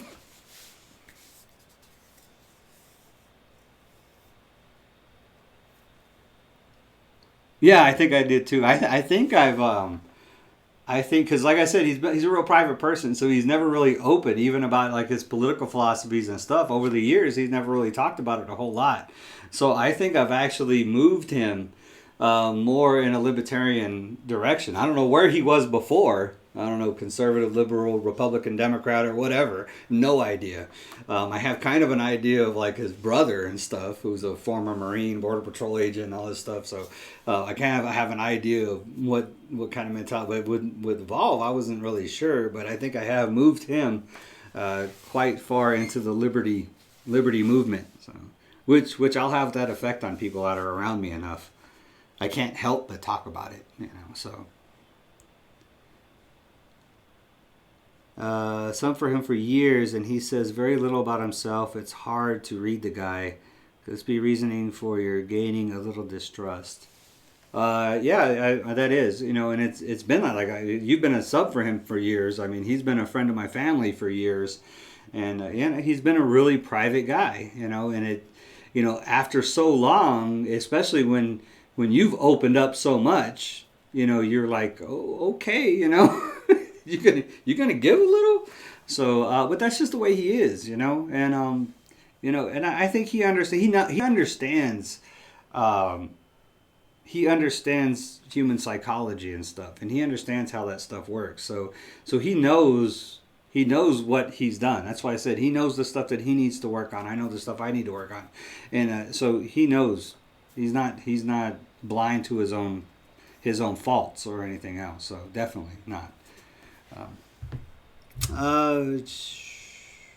Hey man, let's get it out of the way so I can get back on mission and start teaching y'all about how to be a libertarian and how to talk libertarianism with your friends and family and stuff, so we can convert the world to a world of freedom like we all deserve, which I think we all are capable of now. 200 years ago, or 3,000 years ago, or whatever, we probably weren't capable. We probably needed monarchs to hold our hands, but I don't think we need that anymore. I think we're a very compassionate society, at least face to face. If you ignore social media and you ignore mainstream media and you ignore the politicians and you get out into your community and you talk to your neighbors and your friends and stuff, I think you'll see that we are a super compassionate society who loves one another and is giving and understanding. And wait a second, let me read all those fruits of the Spirit again.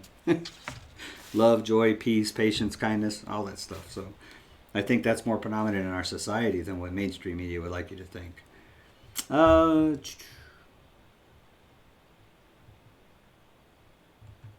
Of course, Evolve got to have some sort of religion. He is the only hip-hop channel that has made his mark in the culture without profanity, beef, hate, etc. Yes, keep it positive, man.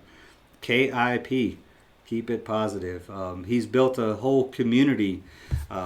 He actually, I know he's not gonna care about me sharing this, but he started a community on Xbox playing games, and I know if you've played any Xbox games, you know that it can get toxic in live chat. In chat, which I'm talking about voice chat. It can get toxic. I mean, super toxic, like racist and hatred and vulgar and everything else. So he started a community of gamers that was a KIP, keep it positive, no profanity, no hate, none of those things. So that was the strict guidelines of this community. Like, you have to agree to these guidelines in order to play within this community.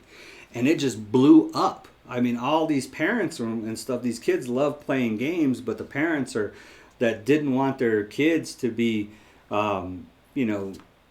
hearing all of this ugliness through these games, started flocking to his community, and it just blew up. It went huge, and And and he kept that same principle and everything. And then him and some friends were like, hey, we have something here. We have a niche that people want.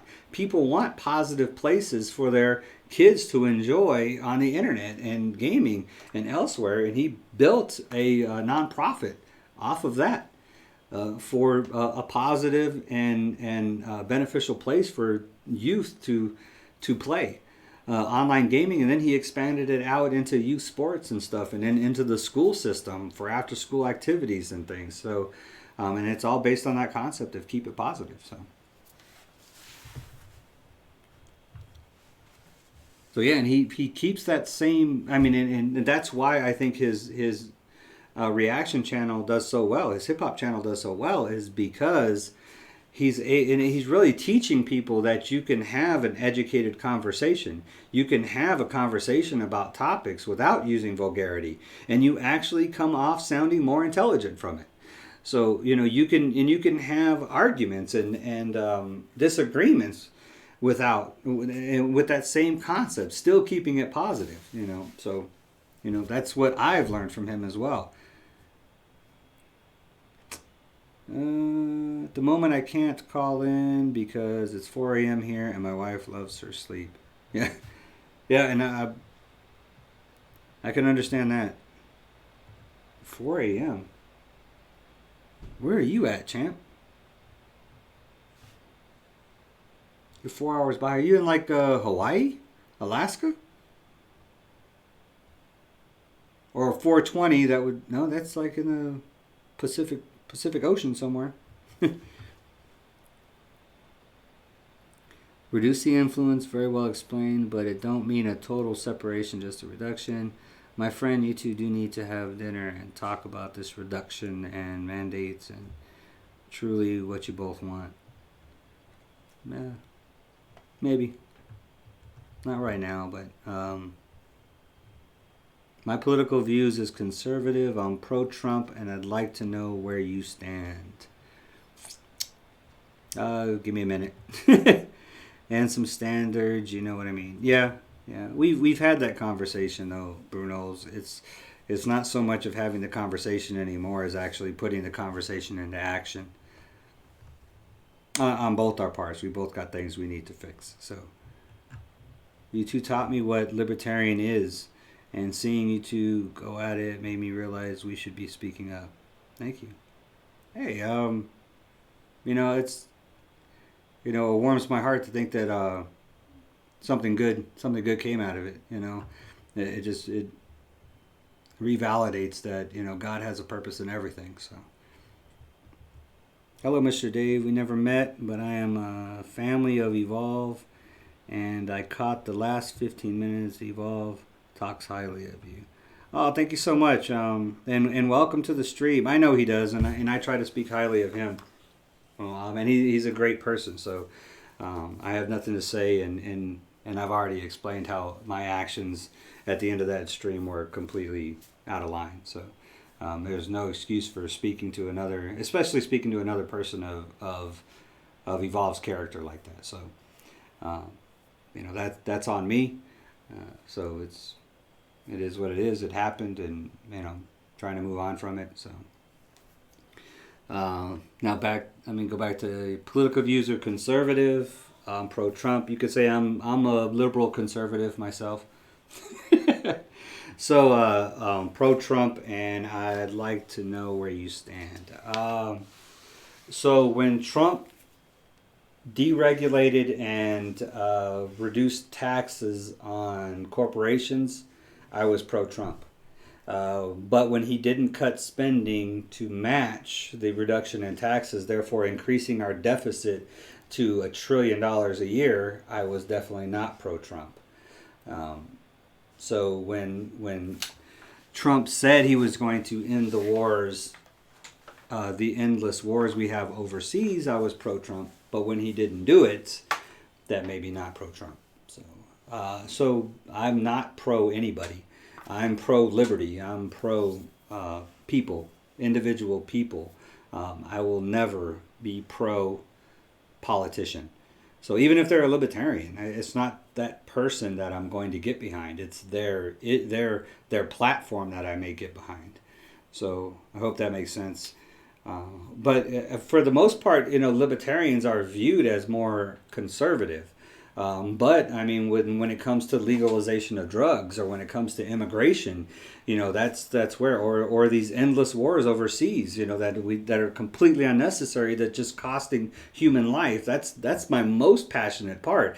Is I'm going to be all for the person who's finally going to end these stupid, ridiculous political wars we have of regime change and stuff. It's the Department of Defense. Let's get back to defending the country. Let's get our soldiers back home. All we're doing is, we've got all this PTSD and, traumatic brain injury and then we're going to make the one plant on the planet that can be the most helpful for these people that you're putting in harm's way intentionally, and then you're going to come back and say, yeah, you can't do that.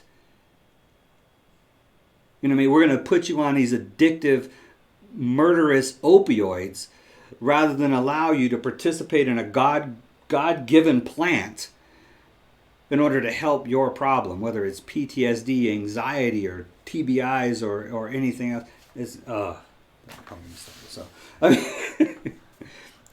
That's ridiculous.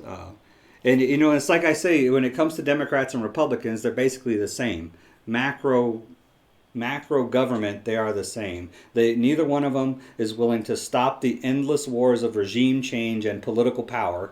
It has nothing to do with defending the country or defending our freedom. And I'm not saying we don't support our troops.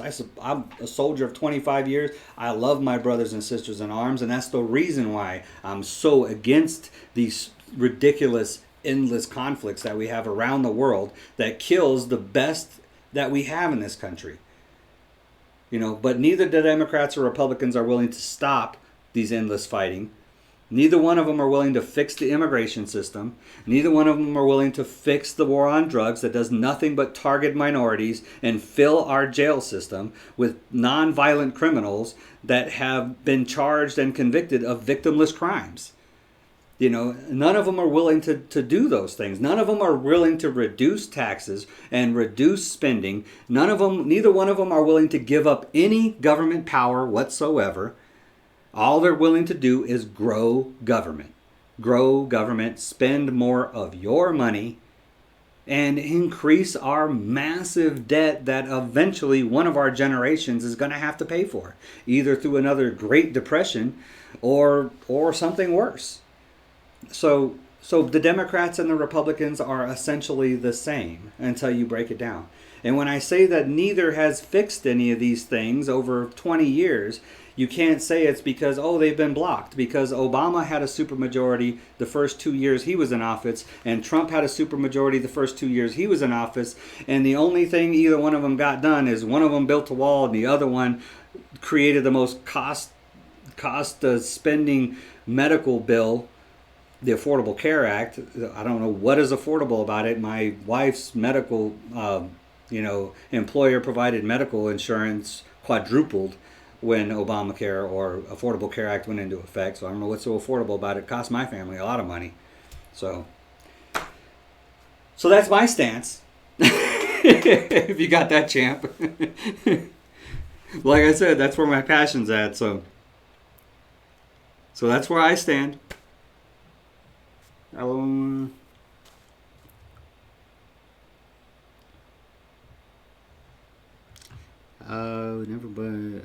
Okay.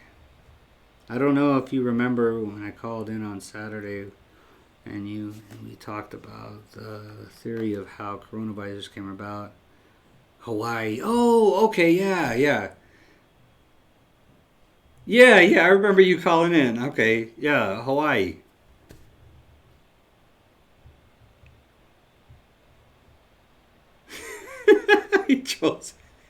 He trolls his nephews. I bet he does.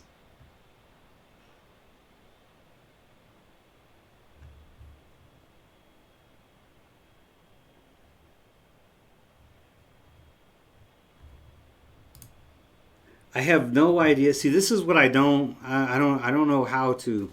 I don't like this, but I'll go into that in a second. Yeah, and you know, Shay, I didn't know that.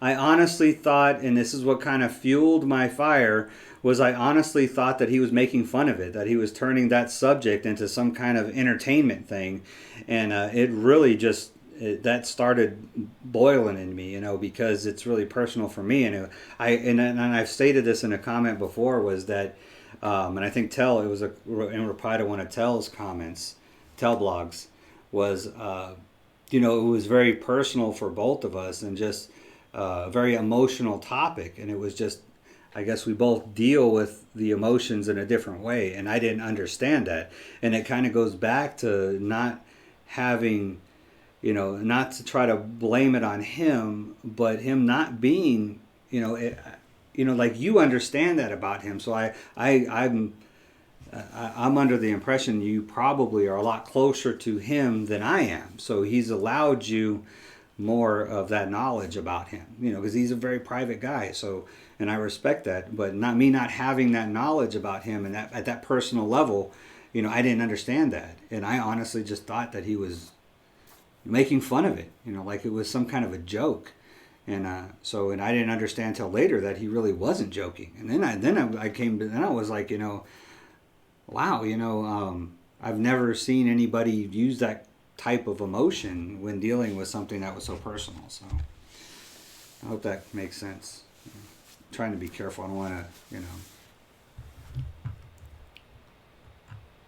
Okay, so this next comment from 5th grade class, she's, I don't know if she or he, Christians do seem to have much problems with those who don't share their faith. That actually got held for review. I had to review that question. And that really bothers me. Why did that question get held for review? The question is, or not the question, the comment is, Christians do seem to have much problems with those who don't share their faith.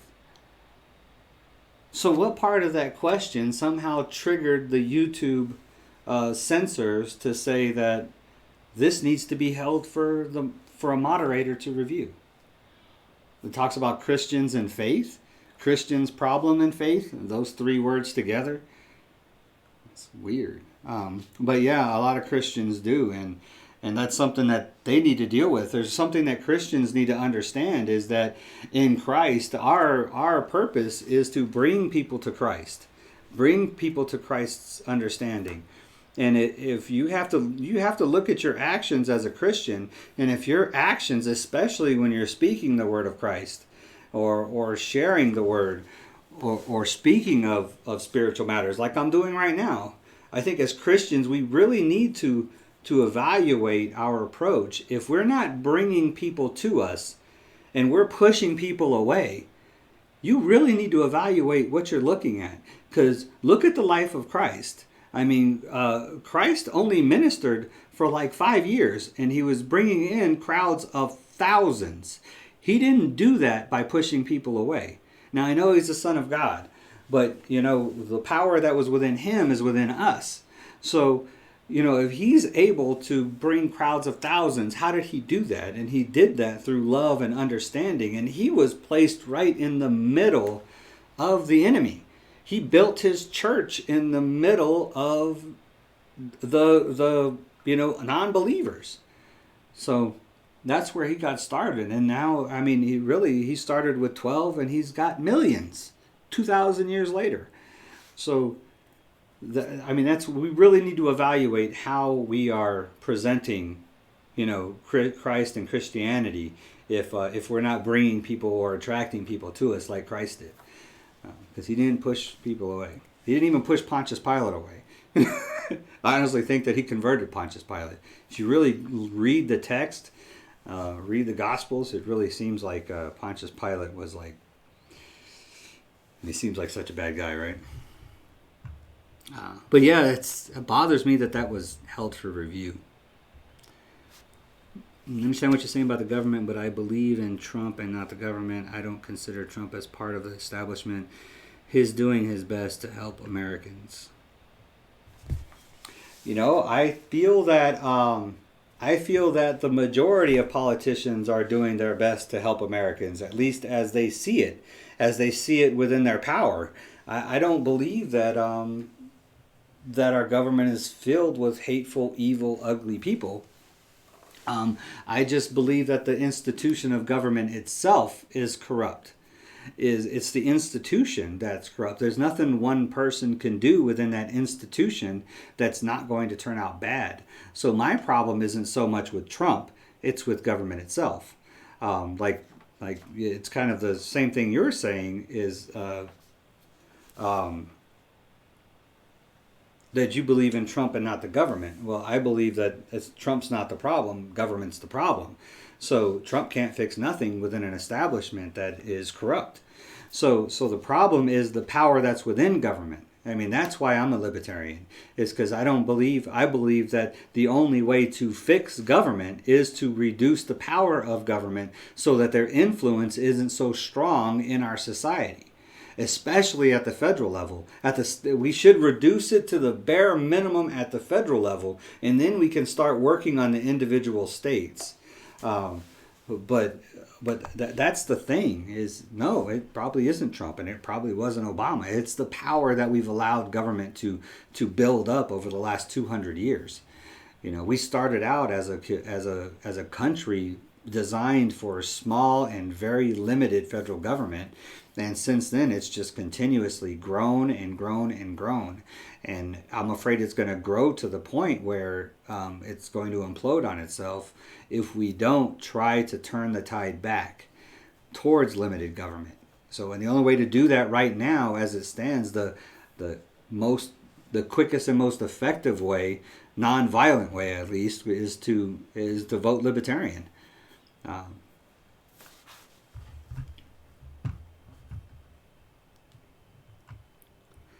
Thanks. I kill you. I can't read your name without hearing Jeff Dunham. I kill you. So.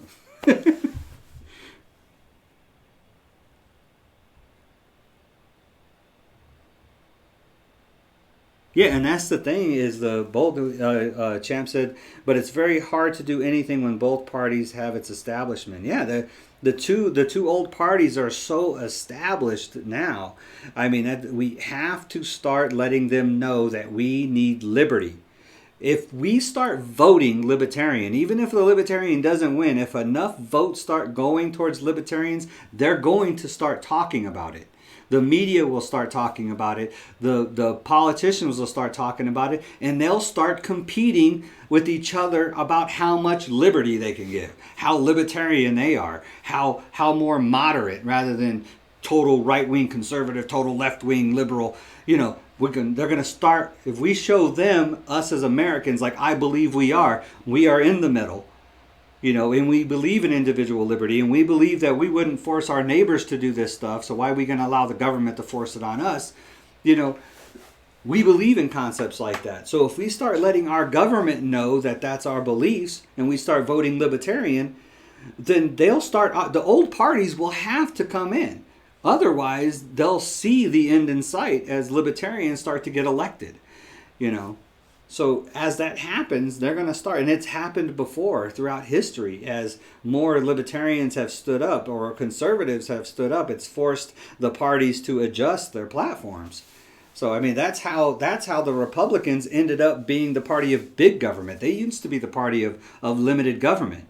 But now they're just a big government party like the Democrats because people started voting more Democrat for big government. So the Republicans had to adjust their platform. You know, I hope that kind of makes sense. Yes, he is very private. He has never just opened up. You have to pry and pry. You have to pry and pry. Till only his dog knows. Frankie! About him, good part, but he knows he has a problem with trusting anyone. Yeah, and I probably didn't help that trust thing too much on Tuesday either.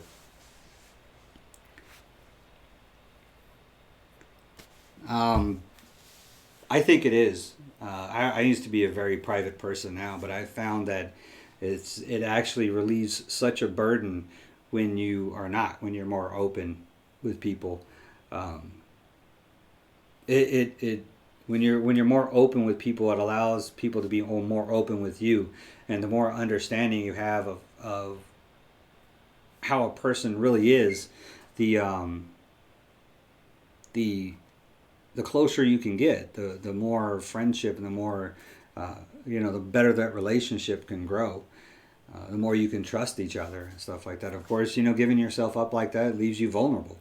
So, and in that vulnerability, you can get hurt. And as you've seen on Tuesday, something from me that was really private to me. That's something that's like what I had in my closet. Now it's out in the world.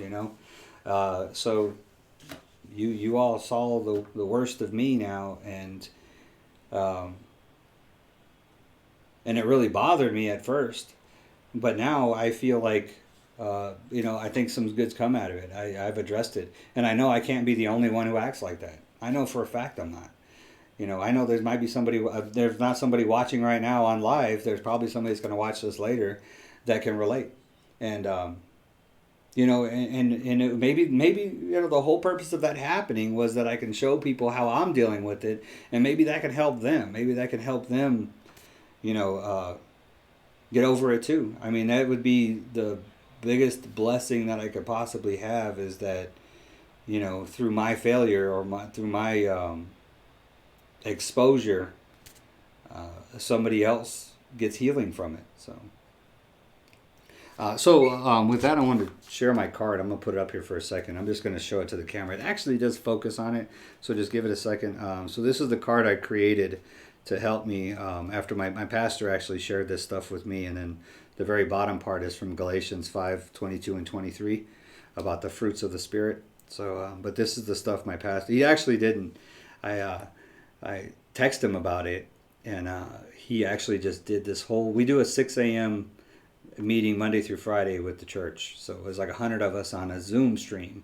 And so the next day after I texted this to him, asked him about helping me with this, he did this whole 30-minute, basically a sermon on what has helped him, because he grew up kind of in the same similar situation my pastor did, basically fighting all the time and a lot of the same issues. And we were soldiers together, deployed together, so we're old battle buddies, and I seen him actually go through some of the things that I'm going through.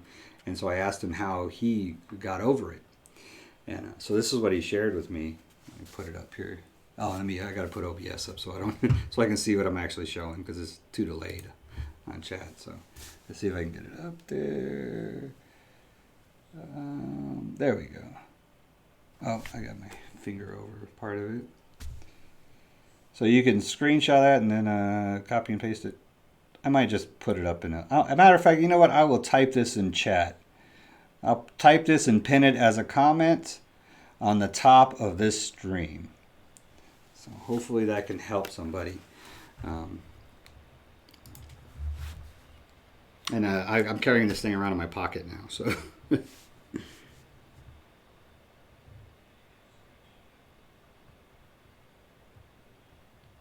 Listening to you and reading the chat is making me love you both even more. I love you too, Michelle. Thank you so much. I do. Like I said, that's what I want to be. So, trying to be at least.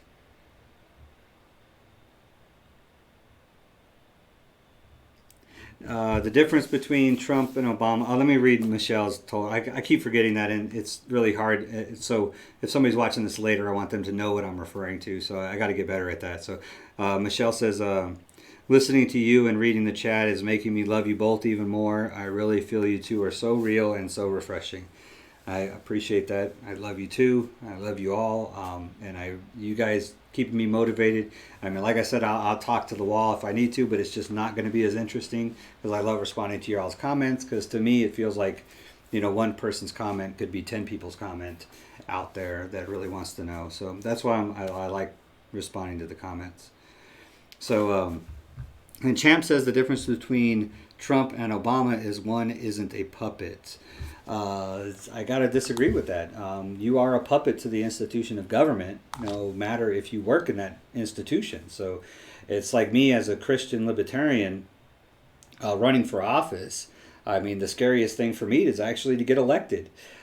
Because of the challenges I'll face, that anything I do could affect the children of God, and I have to answer for that. So it's a scary thing. I mean, that kind of power, because they say, power corrupts, and absolute power corrupts absolutely. So it's the power of government that is the problem. It makes puppets of everybody. If you have that power and do not exercise it, then you're seen as being neglectful, or not doing your job. So the power of government makes puppets of every one of them. So, hey Zafin, how's it going? I'm doing good, man. Had a really good conversation. I was going to keep this stream to an hour, but I think we are, we're 2 hours into it. So, I'm thinking about canceling my Friday evening stream and just doing a Tuesday and Saturday. I'm thinking I might just do that. Just do the Tuesday evening one for and then, because it seems like this Saturday morning stream just gets a lot more, you guys got a lot more energy on Saturday morning than on Friday nights. I tell you, I think everybody's out. Well, you can't say you're out on Friday night now, because we're all in confinement.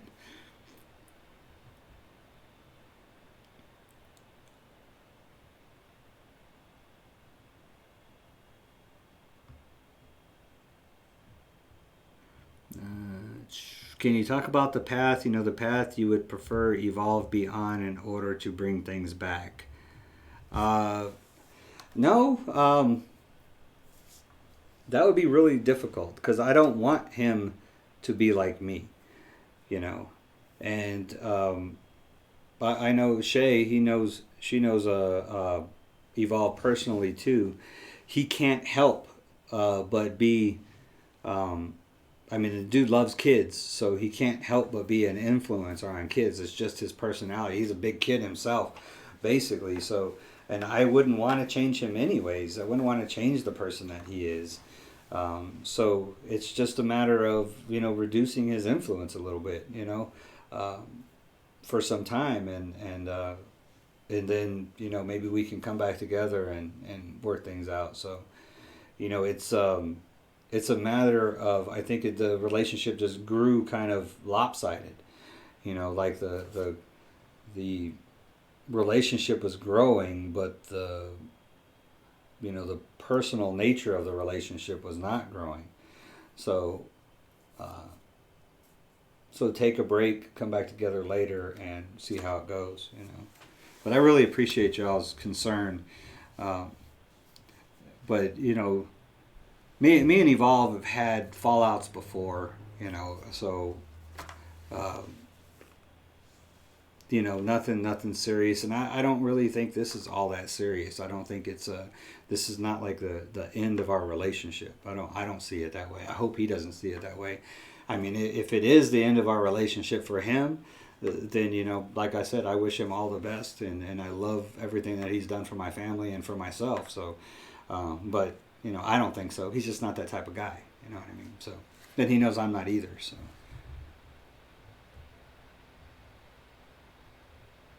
Am I late or just getting started? Jen, this has been on for about 2 hours. So, you know what? Do I have my ringer on silent?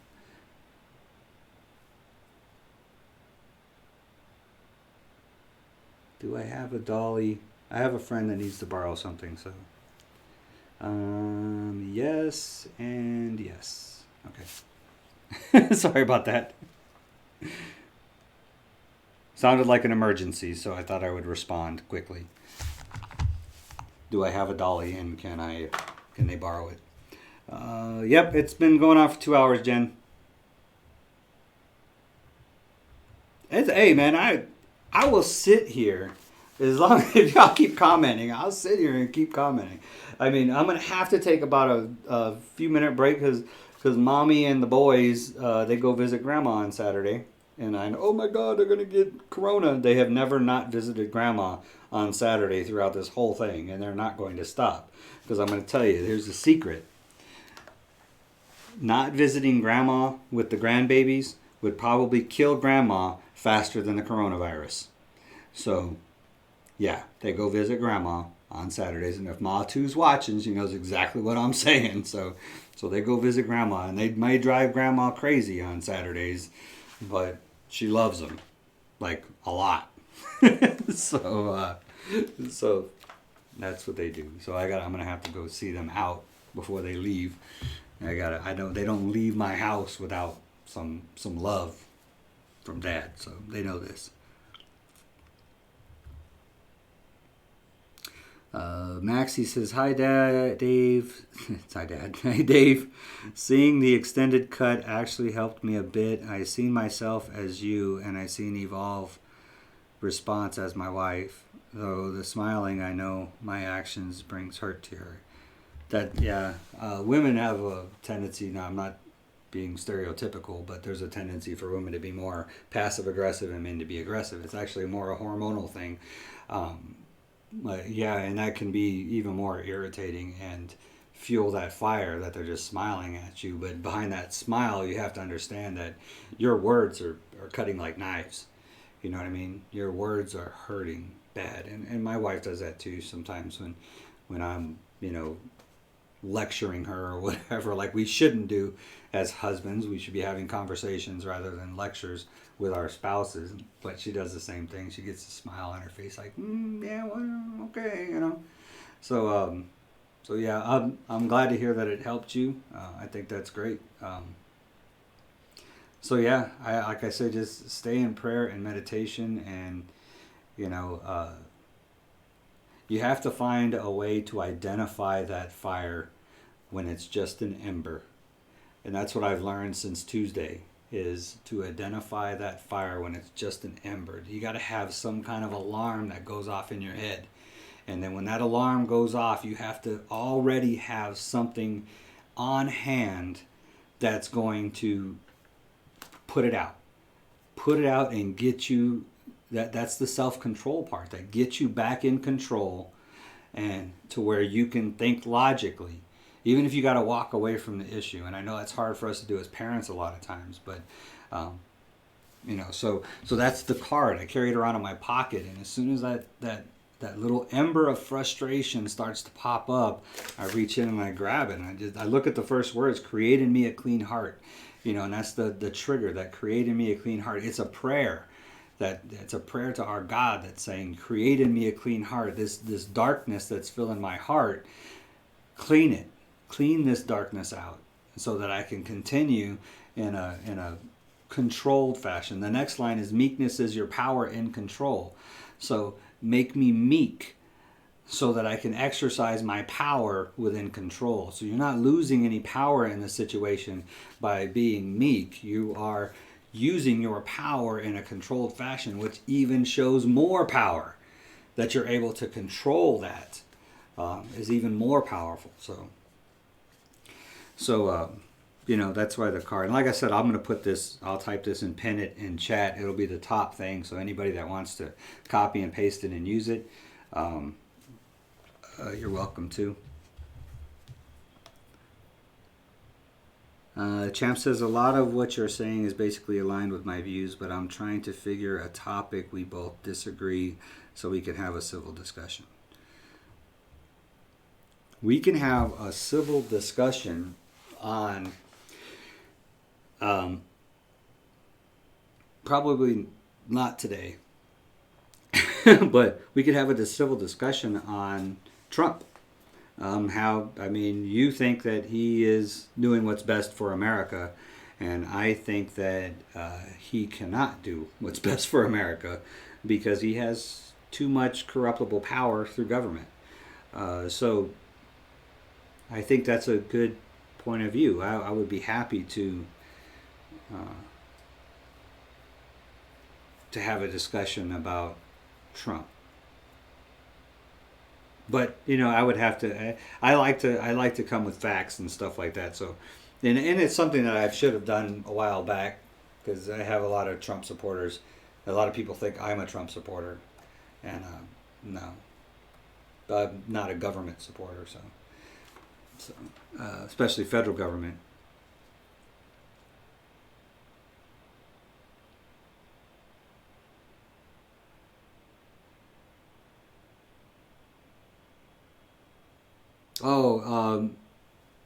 Maxie says, I'm getting help.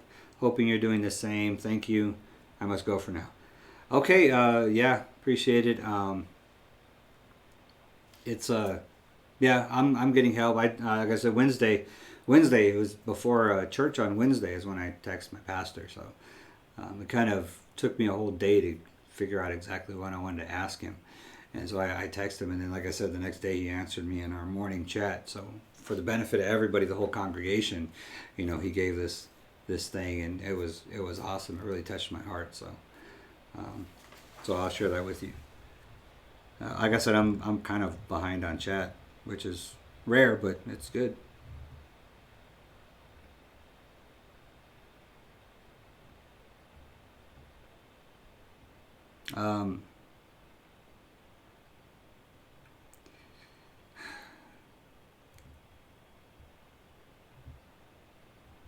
I don't think you're a bad guy, Drama.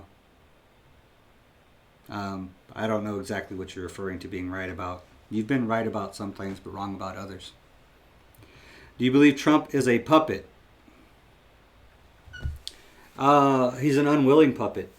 I think that's probably what frustrates him the most, is that he is a puppet, but he can't control it. He has no. I don't think he had. A puppet isn't.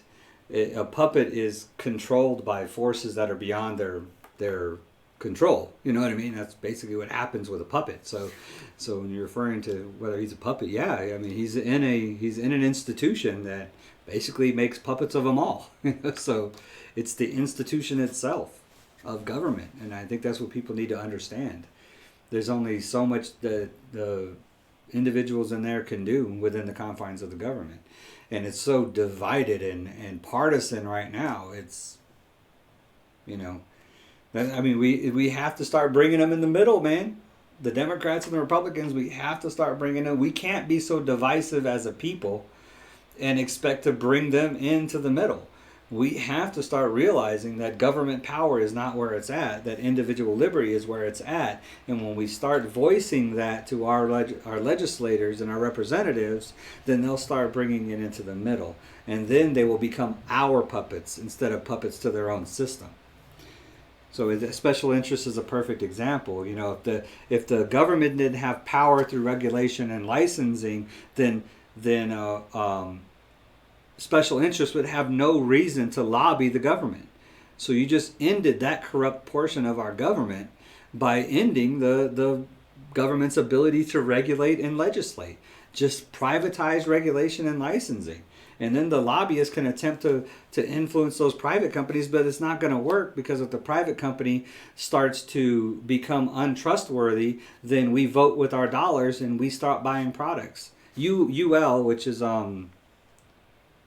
Underwriters Laboratories, I think it's called. They basically certify all electrical equipment, and it's a perfect example. Just look into UL, Uniform Lima, and they basically show every.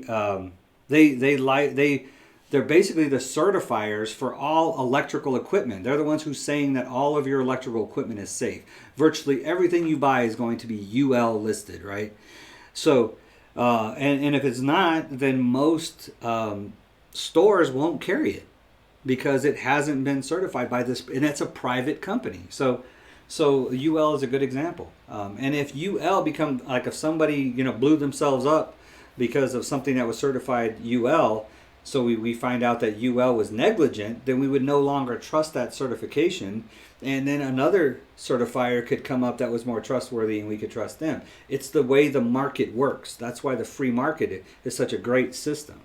So by reducing the power of government, by not allowing them to regulate, we would reduce the special interest influence like Big Pharma and the NRA and, all these different special interest groups. Like, if they didn't have the power to regulate the Second Amendment, there would be no need for the NRA to lobby our government. I don't want to say there's no need for the NRA. They have a whole different thing. They would be more focused on hunting and stuff, or actually increasing weapons safety is what the NRA should be most concerned with, is increasing gun safety and stuff. That should be, the NRA should be the company that actually is pushing for better gun safety and education and stuff like that. I mean, they do have the education thing going for them. But, you know, so that's the thing.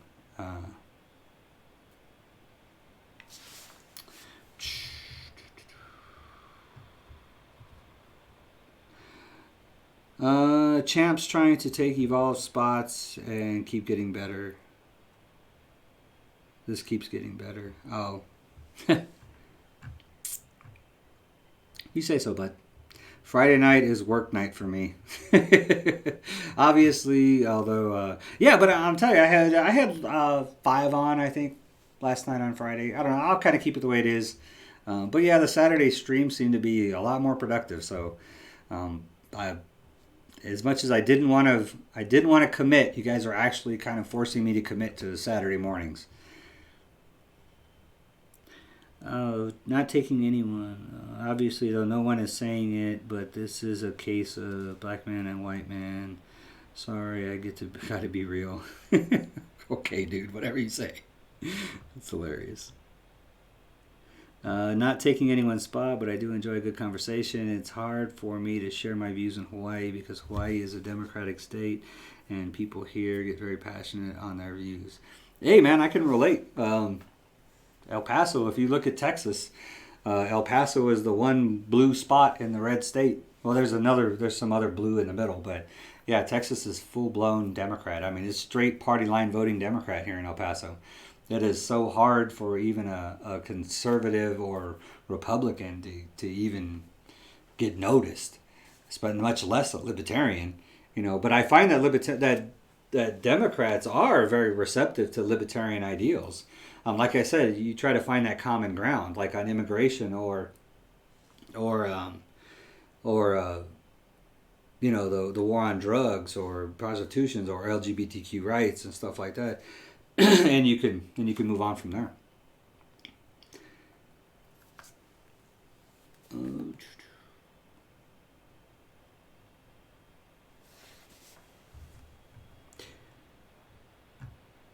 Yeah, the passionate part is what we have to deal with first. So the fact that they're so passionate about their ideals, so you can't come at them and try to you know, out passionate them.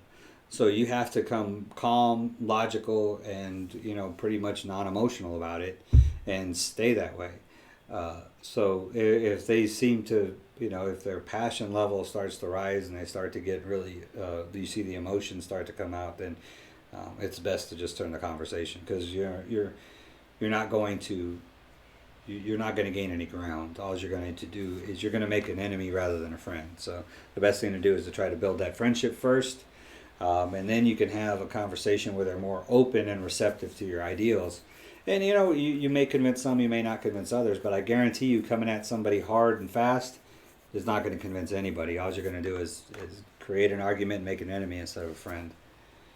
So.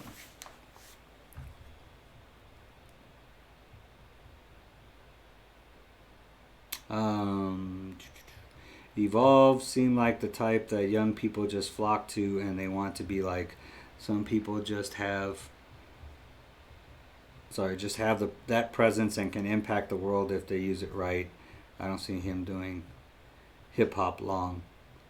He's been doing it for a while though, Jen. I don't see. Go look at his It's Elementary channel. If nobody's looked at his It's Elementary channel, if you want to see this dude on fire, look at his It's Elementary channel. He loves that stuff. You know, I don't see that. I don't know. Like I said, I've been around them for 5 years or more or so, somewhere around there, and I don't see him, you know, enjoying the whole process of YouTube videos and stuff as much as I see him enjoying. You know, I think he would do so great with like an education type a live stream thing, you know, where he was talking. What I think he really loves doing is talking to educators, like other educators and stuff, and bringing up like go look at his Dare video that he did, and that was really good. I think the Black History Month video he did was really good. And these are videos that aren't so much directed at kids, but they're directed at educators. So he wants to be an influencer's influencer. You know what I mean? He wants to influence the educators. And I'm just thinking out loud right now. I haven't actually anything I've contemplated. This is seriously just coming off the top. So, but yeah, I think that's really might be his passion, is just influencing the influencer of children, because I think he sees how that could help even more kids, you know, if he could do that. So it's interesting he would say that. You don't see him doing hip hop long. I think hip hop is something he's carried with him that's helped him through a lot of stuff in his life. I'm just guessing. It's nothing that he shared with me. But I think it's something that has helped him. Eminem in particular, I think his music has helped him through a lot throughout his life. And I think that he's got this talent. And this is his way of paying back the industry for everything it's done for him. I mean, that's just my opinion. But I think how long he does it, I think he'll do it until his purpose guides him in another direction. But I think he's another person that's really open to his purpose. So open to finding his purpose within the universe. So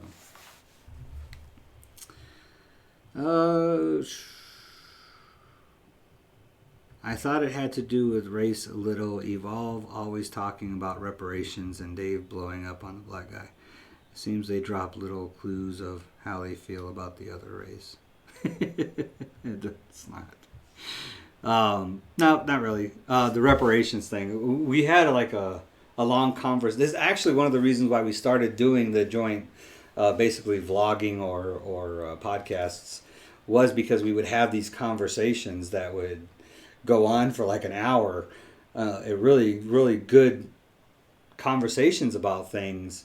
And the reparations one came up after I did because if you remember, I started out just like co-starring in a few of his live streams when he was talking about things, and he brought up reparations, and then even after the stream, we kept talking about it, and we had a really good conversation. I was explaining, you can't give reparations.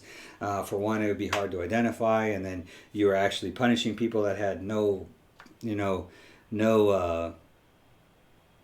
hand in the slavery thing. So like you couldn't punish me because my ancestors weren't even in the country when slavery was happening. I'm only a second generation American. So how could why should I be liable for paying reparations? And on that point, a lot of black Americans aren't descendants of slaves. They've came here after.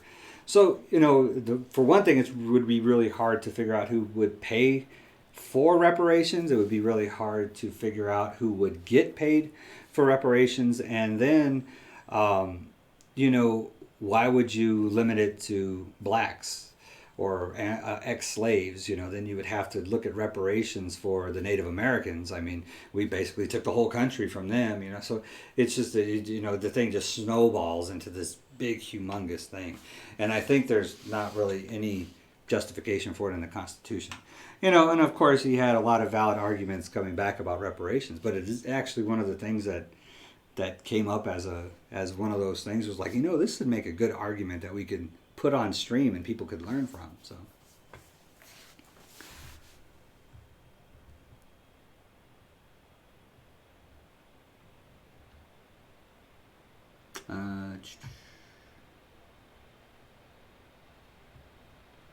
Wishbone, you think they are racist a little? That was a question for Wishbone. Question from my mass is, did Evolve apologize, and what did he apologize for?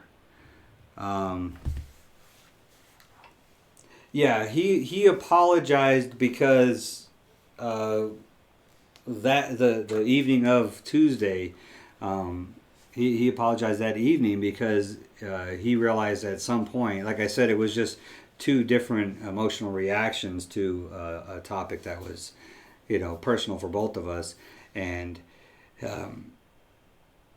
he apologized for allowing it to go. He knew it had gone too far, and for allowing it to continue to go further.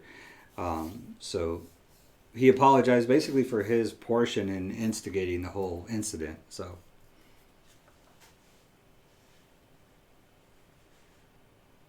I mean, being part of the instigation process. Not that he instigated the whole thing. It was definitely a two-party thing. I just realized what I had said, and I want people to take that the wrong way. But so for his part in the whole thing,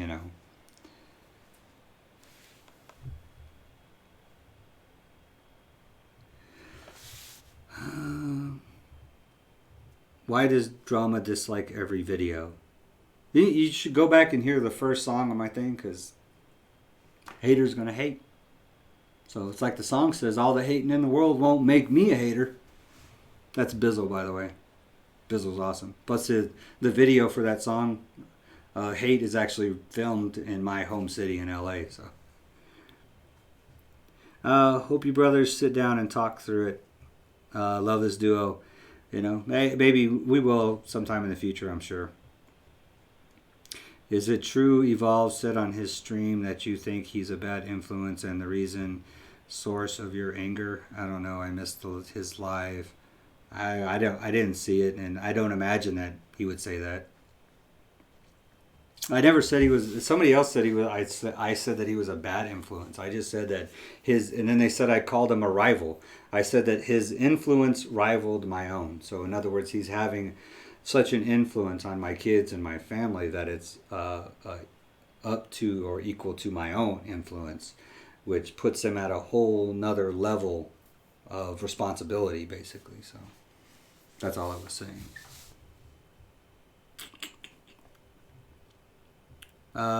He didn't say that. Okay. Thanks, Wishbone. I love It's Elementary too. And he took like a 3-month break from making It's Elementary, but I'm like, dude, make them. It takes a lot of work though, because he does do a lot of editing on those It's Elementary videos.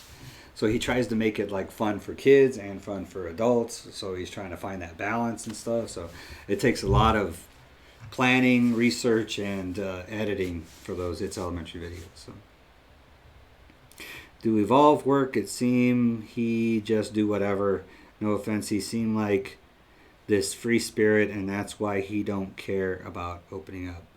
You are mostly right. He does work. He used to. He still does. I mean, he works his butt off. But he's pretty much self-employed.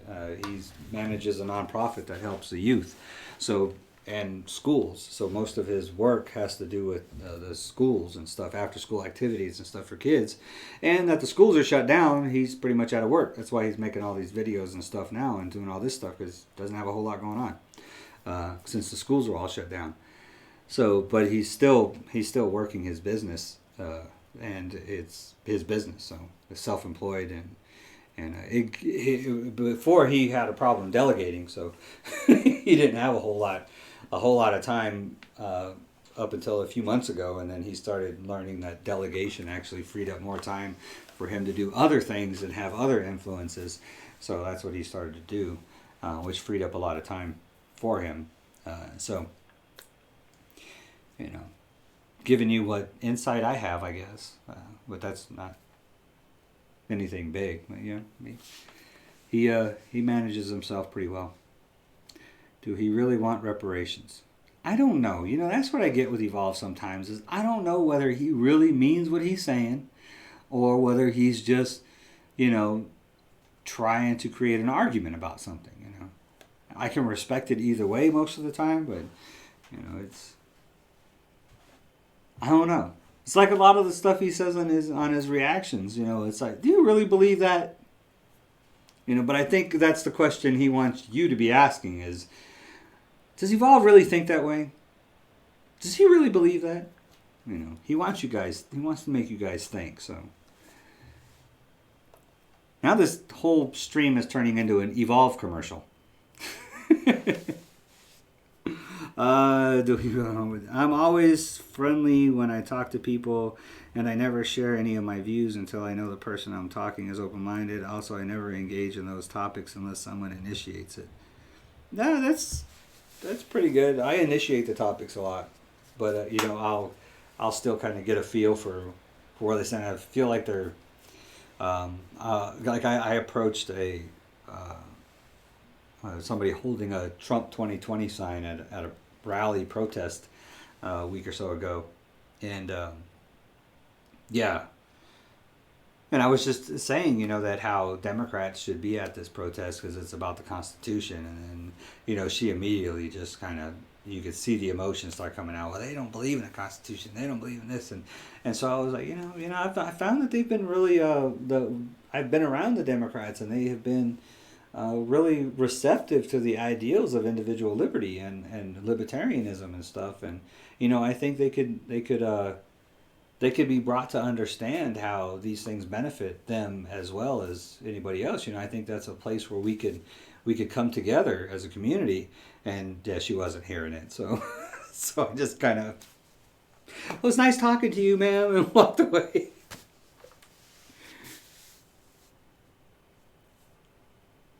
Oh, thanks, Thomas. Appreciate it, man. He said we too had the best podcast. So. Did you ever get around to checking out Tim Pool Timcast? No, I did not. It's been hectic, man. I mean, I'm trying to get some stuff ready for like the streams and stuff, and then so next week I'll actually have a little bit more time since my wife will be working from home. So, but when like these past 2 weeks I've been homeschooling, so I've been with the kids, all day and still trying to keep up to date on stuff and respond to like community stuff that's come up for my Libertarian Party, because I am the county chair for the Libertarian Party in El Paso. So, stuff comes up I have to respond to and give a statement on or reply to, or, I just can't let things go by without showing that there's a libertarian voice here too that's going to say this, So, I'll get around to it. I do have it written down in a note, though, to check them out. So, there's actually another one I just wrote down yesterday. Doug Casey is a libertarian investor, which a friend of mine was telling me to check out. And also, Scott Thornton is an author who's a real former Afghanistan veteran who's a big anti-war libertarian. Scott Horton. So I need to check him out, too.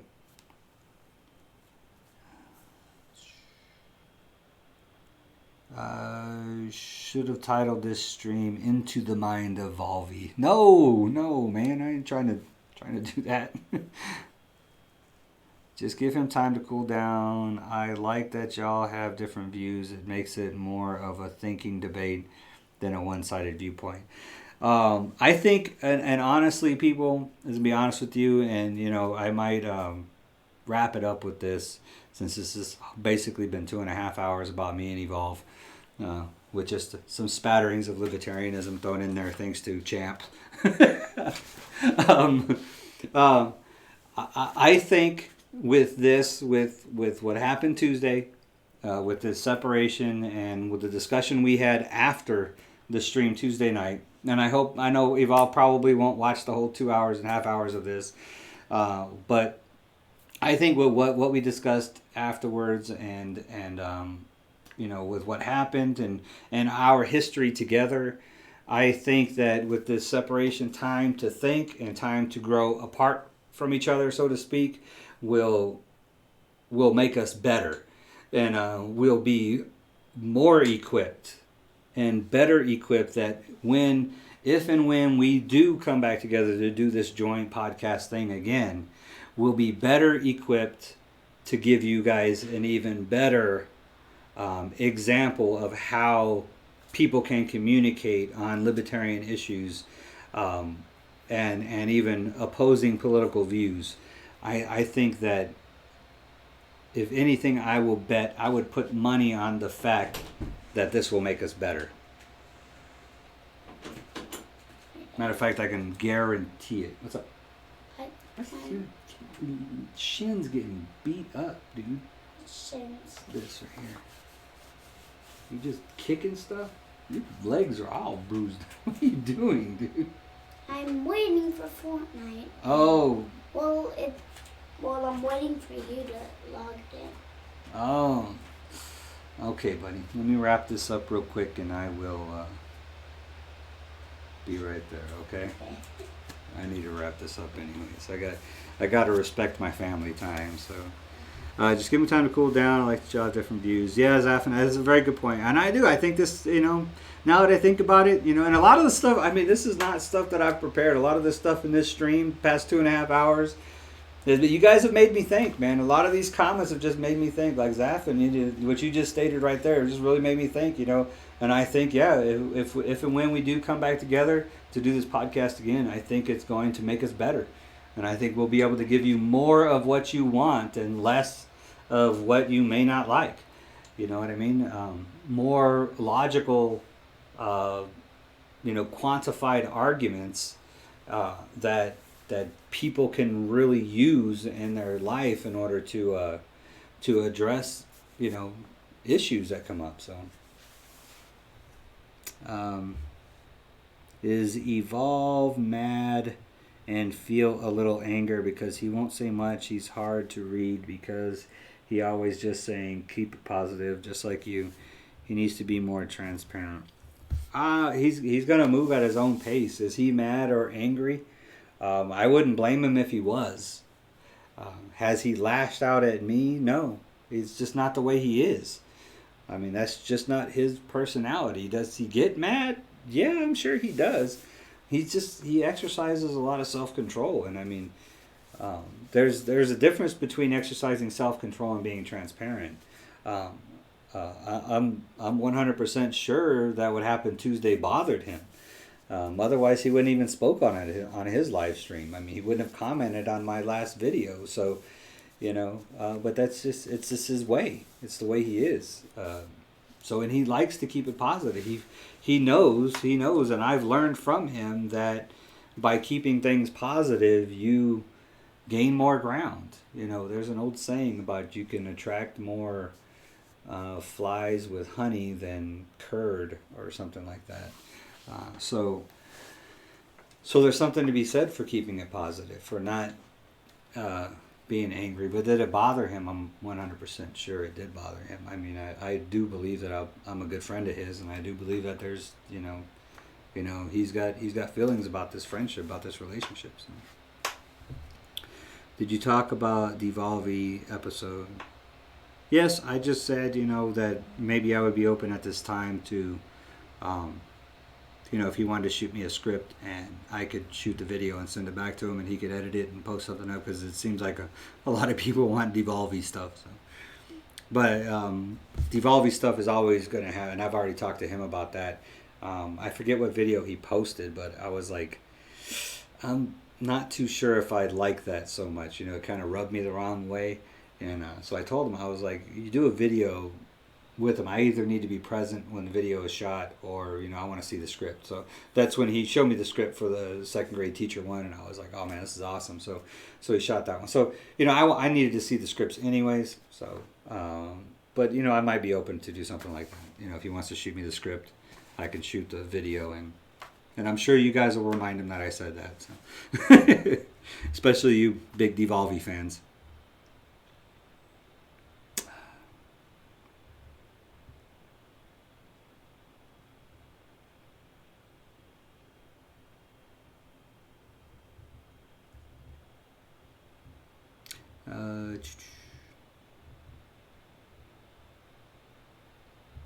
Could you react to one of Tim Pool's videos? I'm just curious how you feel about his journalism.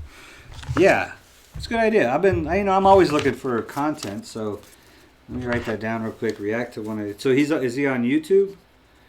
React to a Tim Pool video.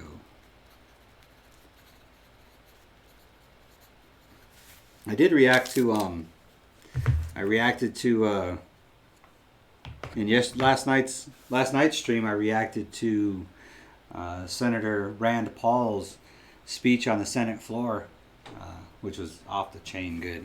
I liked it. He did good. They all want more Devolvy stuff, man. You got a fan base, dude. Why? Because you're awesome. That's why. I don't think Evolve is a true libertarian. You know, there's a lot of libertarians that aren't true libertarians. It's, you know, that when you say true libertarian, I know you probably, I don't know, inspired. I don't know if you've been in libertarian circles, but it's always hilarious. Sometimes there's a competition in libertarian, chats and stuff that or threads about people not being libertarian enough. You don't hear it squeaking and stuff, do you? Or were you liking it? Were you liking the squeak? I'm sure it was probably pretty irritating, his background. My music stopped too. I didn't even realize that. Oh, because we went over an hour. See, that's why the music stopped. So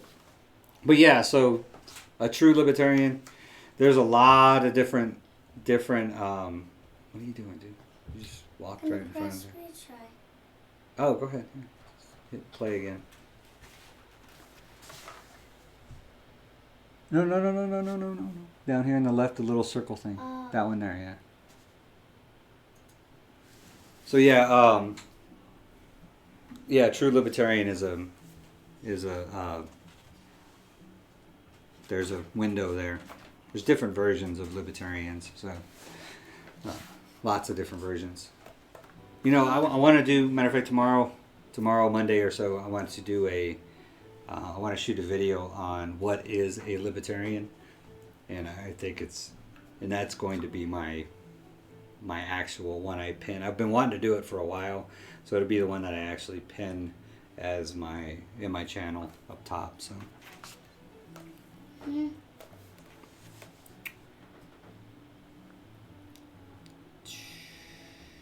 Tim Pool is an independent libertarian journalist that reports news to people of America that the media won't report. Okay. I'll check it out. Yeah, I would have no problem. No problem. But I mean, if he's an independent libertarian reporter, then it sounds like I'm just going to be nodding my head yes the whole time. I might elaborate on some of the stuff that he talks about. But we'll see. I'll check out some of his videos throughout. Like I said, I'll have some time next week, so I should be able to get some good research time in to check him out.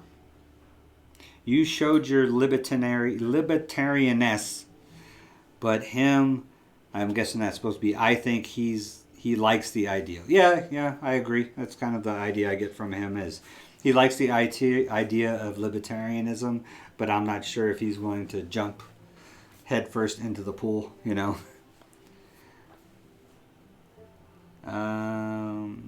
Please don't stop devolving. See, nobody wants to stop devolving. He's right here, by the way. Were you always a libertarian? What converted you? I would say I've been a libertarian since I've really been politically active, for sure. So I've always been independent. So I never identified with a party until I identified as a libertarian. I've voted in every single general election. This is why I want my chat to be readable for my kids, because he just had his face in my computer reading your guys' chat because I mentioned Devolvi. So he's looking for where you guys are talking about him. So yeah. So anyways, so my political experience. So I think the first president I ever voted for was Reagan. I think. So, but I voted in every single general election. Don't talk over me, buddy. Every single general election since I was 18. So, I voted in every single one, whether it's through absentee ballot or not. And since about, I'd say 2012 or so. No, actually 2007.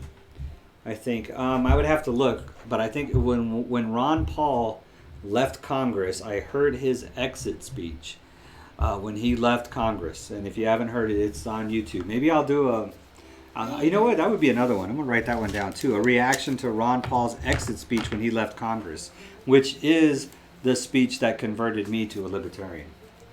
I didn't know it at the time, but it did. So.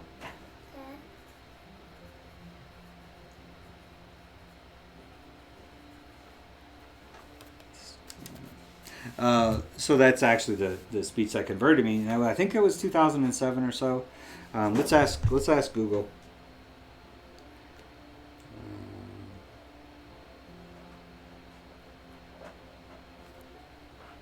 When did Ron Paul leave the Congress? According to Wikipedia, at the 2012 Republican National Convention, Paul received 190 delegate votes. Oh, that's not what I asked.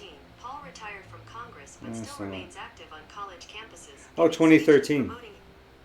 Okay, so 2013. So I guess that's when. That's why I thought it was before that. But yeah, it's 2013. I heard that speech, and that's right. But I was really a libertarian before that. I just didn't realize it. I didn't even know it existed. Really, hadn't heard of it. I mean, I was in the military, so I'm traveling all over the world, being deployed and everything else, and when you're in the military, you watch the news because you want to know where you might end up next, but you don't want to focus too much on it because it has so much control of your life already. So it's just one of those things. But yeah, when I heard his speech, I was like, I remember where I heard it. I was driving to William Beaumont Hospital, listening to it, and it was just kind of like the awakening moment for me. Like, wow, this is a sitting congressman saying all this about our government. So that's kind of what got me. And then I really became politically active in 2016 with the Gary Johnson, Bill Weld, although I didn't. I liked Gary Johnson. I think he's a great guy. I think he would have made a great president. I think he would have been better than Trump or Hillary just because of his character. Bill Weld, a lot of libertarians are, not too keen on Bill Weld. So, but I had fun with that campaign, and then I really just signed up on the Libertarian Party in 2016, and I've been a member ever since. So for 4 years now, I've been a member of the Libertarian Party. So, and then this year, around November, I just, came into my heart to actually just start pushing this concept of liberty.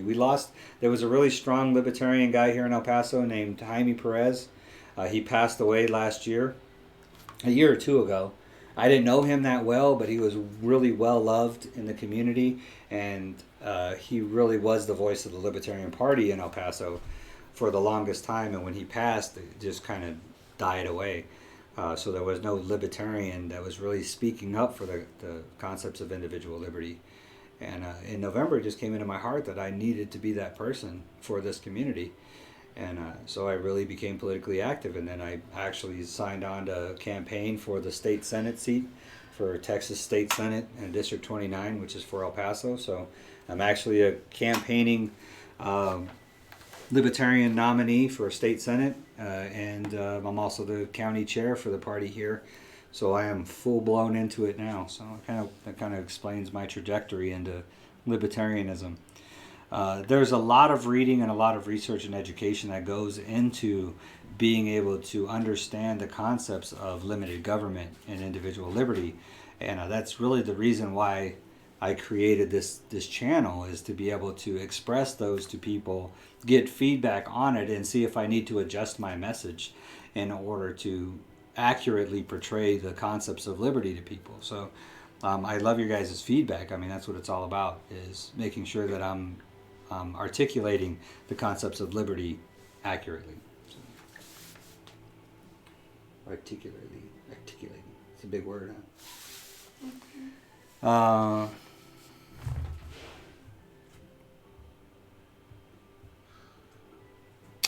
So yeah, I got the kid play. That's a good question, man. That's all I got stuck on it for a while. But Dave, I got to go. But I do want to say we do enjoy Devolvi. Also, your family and God comes first.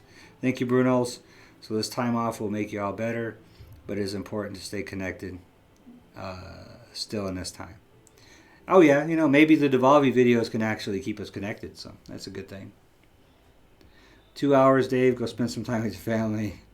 Get on later on. I plan on doing some gaming later. I need to blow off some steam and get shot. That's all I do in Modern Warfare. So I might jump on with my son Josh. I am Libertarian_Dave on Twitch, and I'll live stream it on YouTube too. I'm not very good, but I have fun just playing with my oldest son. He's 24. He's a former Marine, and excuse the language, but there's other former Marines that play with us, so it gets kind of vulgar. You won't get it from me, but you may hear it from them in the stream. But yes, be looking for that later on today, because I am playing some Modern Warfare today. I got to get through Season 3, man. I mean, I got to. I already paid for it, paid for the season pass, so... So be looking for that later on today if you guys have a chance.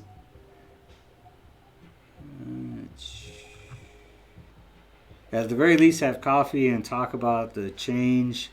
Trust me, it will make this transition better for your kids, your friendship easier. It will get better, I know. Just maybe a couple weeks, 2 or 3 weeks off from each other, and then, maybe start bringing the communication back or something. We'll see what happens. Just kind of play it by ear for right now and let God guide us. I'm not going to force anything, and I don't think He is either. So, make sure truly no hard feelings are left out there in this time of reflection. I don't think there is. We kind of left with that on Tuesday. We really left with on Tuesday when we got done texting back and forth with each other on Tuesday. We kind of left with a better understanding of where each other was coming from, and I don't think we left with any hard feelings. So.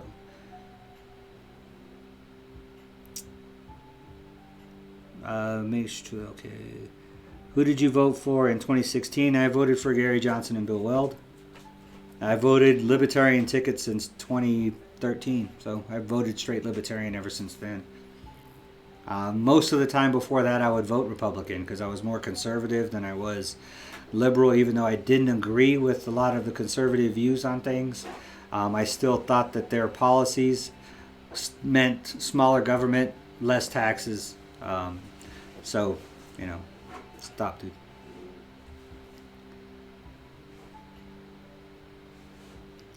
Evolve don't want to talk to this guy. And how do you feel about Justin Amash announcing his presidential candidacy? India loves Devolve. India loves you, dude. I'm on a PC player. Can I tag along? Hey, I'm a PC player, dude. Yeah, I'm Sapper 42, I think, is my Activision thing. I'll post it in comments too. I'll post it in the description here. When I get done, I'll find my Activision tag and Activision tag and Blizzard tag, so you can add me as a friend in either Blizzard or Activision. But it's Sapper 42, and then of course the Blizzard tag is like Sapper with some numbers, that thing. So going back, Justin Amash announcing his presidential candidacy. I think it's great. I think he's going to be a great voice for the party. My only concern as with a lot of libertarians, is he doing this for his own benefit, or does he actually want to, does he want to talk about liberty? Does he want to grow the party? Or, if it's selfish, the party, the committed people within the Libertarian Party are getting frustrated with these ex-GOP people coming over and just using our platform to get ballot access, and then throwing our libertarian stuff out the window and basically going after their own agendas. So I think a lot of us delegates, because I've already applied for to be a national delegate, so I'll be one to vote on whether he actually gets our nomination or not. I'll be one of them looking at that. Jo Jorgensen, if you look up Jo Jorgensen, she's another candidate for the Libertarian Party. She basically said it best. Is he doing this for his own personal gain, or is he doing this to actually grow the party? Does he believe in the Libertarian Party? And so that's the thing, because even if he gains, so he may very well get more vote totals than one of our lesser known candidates that doesn't have the face. But will those vote totals turn into actual movement of the party forward? Will it actually progress our party? So there's actually a difference there. Just because he gets 15% of the vote doesn't mean it's going to make the party grow and progress further and educate more people on the concept of libertarianism, the Libertarian Party, and our principles. So that's the thing that's the thing he's got to battle with in order to earn our nomination. So, but I actually like the guy. I like Justin Amash. I like that he stood up to Trump, that he stood up to the establishment, that he's stood on the floor just like Rand Paul did and pointed the finger at the rest of government and said, hey, you can't do this. This isn't right. You know, that standing on his principles has earned some respect from me and earned some respect from a lot of libertarians. And the party has actually approached him last summer when he left the GOP to jump on with us then. And why he didn't, I don't know. But he was a sitting congressman at the time, so I'm sure he had his reasons. So, you know. Justin Amash, though, I think he's going to mix it up a little bit.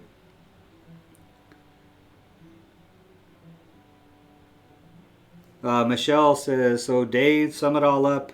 You are still friends, just taking some time off. Yep, that pretty much sums it up well, Michelle.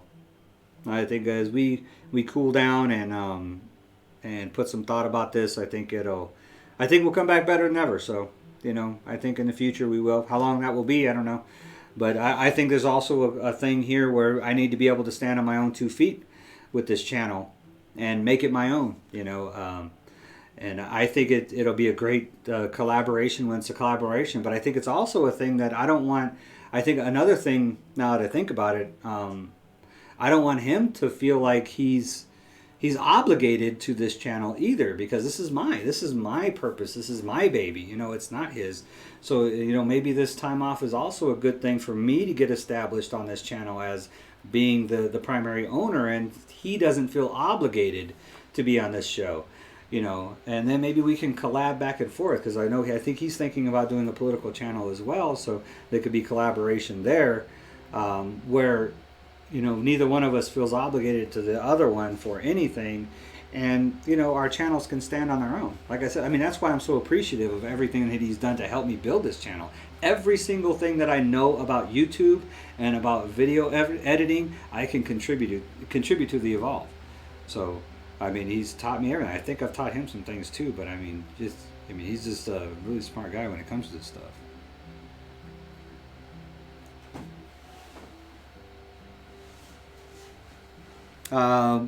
Hey,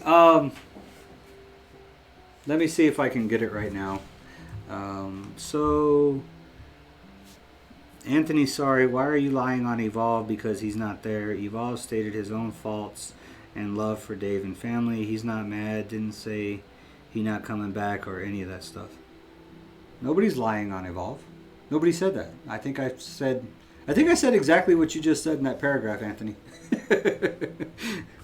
I think that's what I stated throughout this whole stream. Too bad Evolve not here to defend himself. I do feel he felt used and unappreciated, though. I could understand if he did feel that way, but I don't think he does. I know him that well to know that, you know, that he has, you know, he understands people better than that. Evolve don't need another channel. I know, right? He needs to get on It's Elementary, and, you know. Okay, let me see if I can get this up for you real quick, and then I will sign off here. Actually, I'm going to put it in the description, champ, so I hope this, you know, this might lag my computer out pretty bad, so I don't know if I want to do it on this computer. So hey, why don't you talk to him for a little while? Talk to him for a second. Why? Just tell him what it's like to be the son of a libertarian. Oh, what? Son of a libertarian.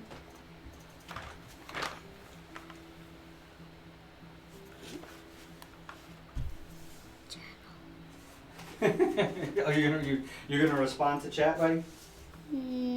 For now? Yeah. What are they saying in chat? And it's elementary. Oh yeah, It's Elementary. That's a cool station, huh? Yeah.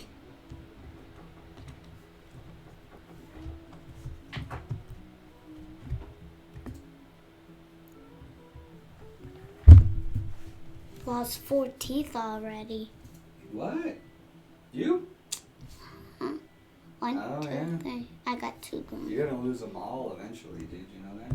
I have 2 grown-up teeth right now. Still a kid. You look cool sitting in my chair, dude. Why? Oh, see, Anthony said he loves your content. You see, he's chatting with you, dude. Can you see chat? I love your content. Why is it not playing? I guess this is the same thing as Marcus content then. Devolve. What? Do you like making videos? Yeah. I haven't done one in a long time. I know, man. I need Marcus here to shoot me because I can't shoot myself doing a video. You need to evolve? No, or you. Yeah. Yeah, I need you. Yeah. You like I'll making try to fill the videos, gap for you, buddy. Devolve? I do. I thought you only said Devolve, Michelle. Days. Yeah, I do like making videos. It's actually pretty good. Haters. You beat video and anime haters. Beat video is Eminem haters. Oh yeah, I did one of those. Yeah. Eminem haters say All the stuff that Eminem haters say, huh? everything that Eminem Yeah. haters say. It's the title of the I've been video. more relevant than you for 10 years. Remember?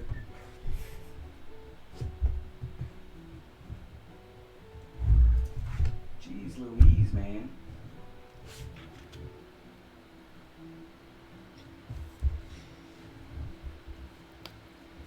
Well,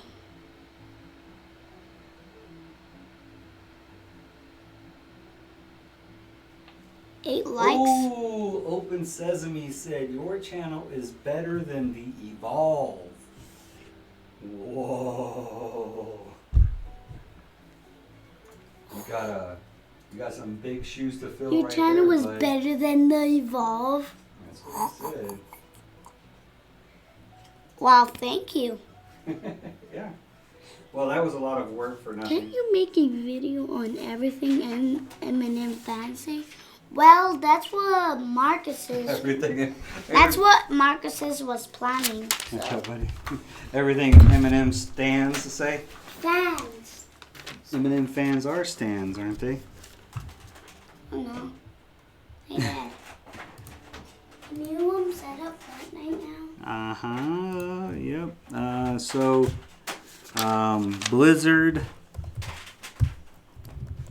Blizzard ID is Sapper.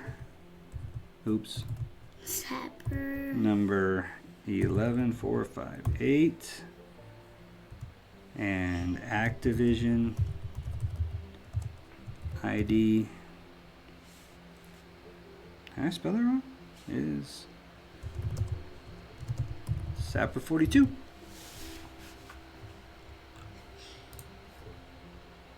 Come on. Can you do the floss dance? Can you do floss dance? Yup.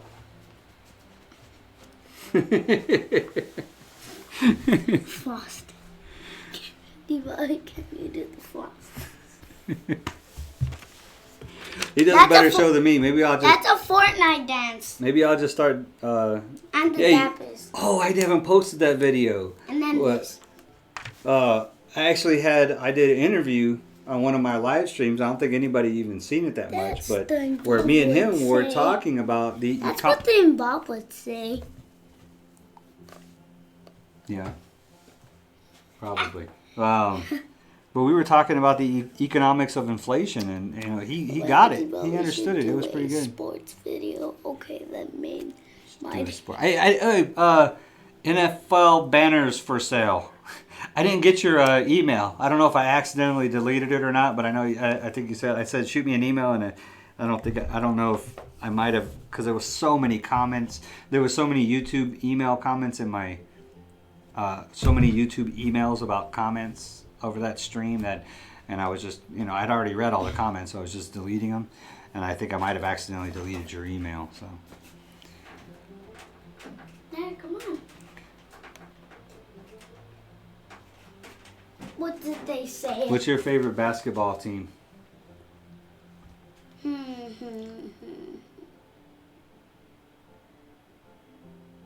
Basketball? Basketball, yeah.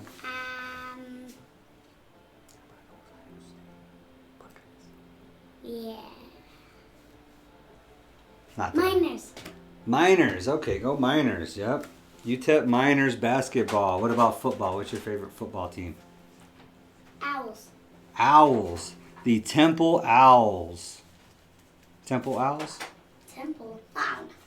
That's a Maya's team. That's Amaya's team? Oh, yeah, when she was coaching basketball. Yeah. I was coaching football, yep. Amaya's team. Owls team. Amaya's a friend of ours, so. Do you like the Packers? Packers? I don't even know the Packers, but no. Do you like Aaron? You like the Packers? Aaron Jones, who was running back for UTEP, for the Miners. He's the running back for the Packers. Really good, too. So we like Aaron Jones. In this family, at least. We are huge Aaron Jones fan. And Aaron Rodgers. I like Aaron Rodgers. Even though he's kind of snobby sometimes. But, you know, I really like his style of game. His unselfish style of gameplay. So. Come on. Dad. Oh, here. I put it in the description on this video. But I'll put it out right here, too. So, for Blizzard. Blizzard is... Yep, I'm going to do it right now. Okay. Sapper number 11458. Activision is Sapper 42. So whichever one you want to use. I go through Blizzard, so because I also play Diablo 3 a lot. So I actually like Overwatch too. I don't have it installed, but you know. So I like Blizzard. I've been tracking Blizzard since they were Blizzard North way back in the day. When they were really good. Like Diablo 2 days. So maybe I should do a stream just on gaming. I'm a huge gamer too. So, but hey, everybody, I love y'all. Thank you so much. Let me close this thing out so I can get with the family before they take off to Granny's. Thank you so much for joining and sticking around and all of the great comments and all the love. Super encouraging, and I really appreciate it. You know, everything's gonna be all right. And I think this whole thing, man, I really think this community is really good. I mean, I'm really proud, really proud of y'all. And I really thank you so much. You really clarified and verified God's purpose for me with all that you said and done. I really appreciate everything. And like I said, I explained earlier about comments. I really try to respond to all comments within 24 hours, and then I'll kind of slack off on them after 24 hours because, like I said, you know, time is what it is. It's more precious than money, especially as you start getting older. You realize that, and you know, I want you to know you all are really important to me. I really appreciate your opinions and your comments, and I think this has been probably one of my best live streams, definitely my best solo live stream I've done. And I want to thank you all so much. I love you. God bless you all. Be safe out there and love one another, and love your neighbor.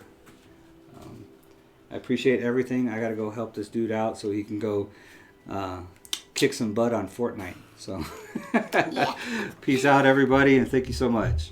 See ya.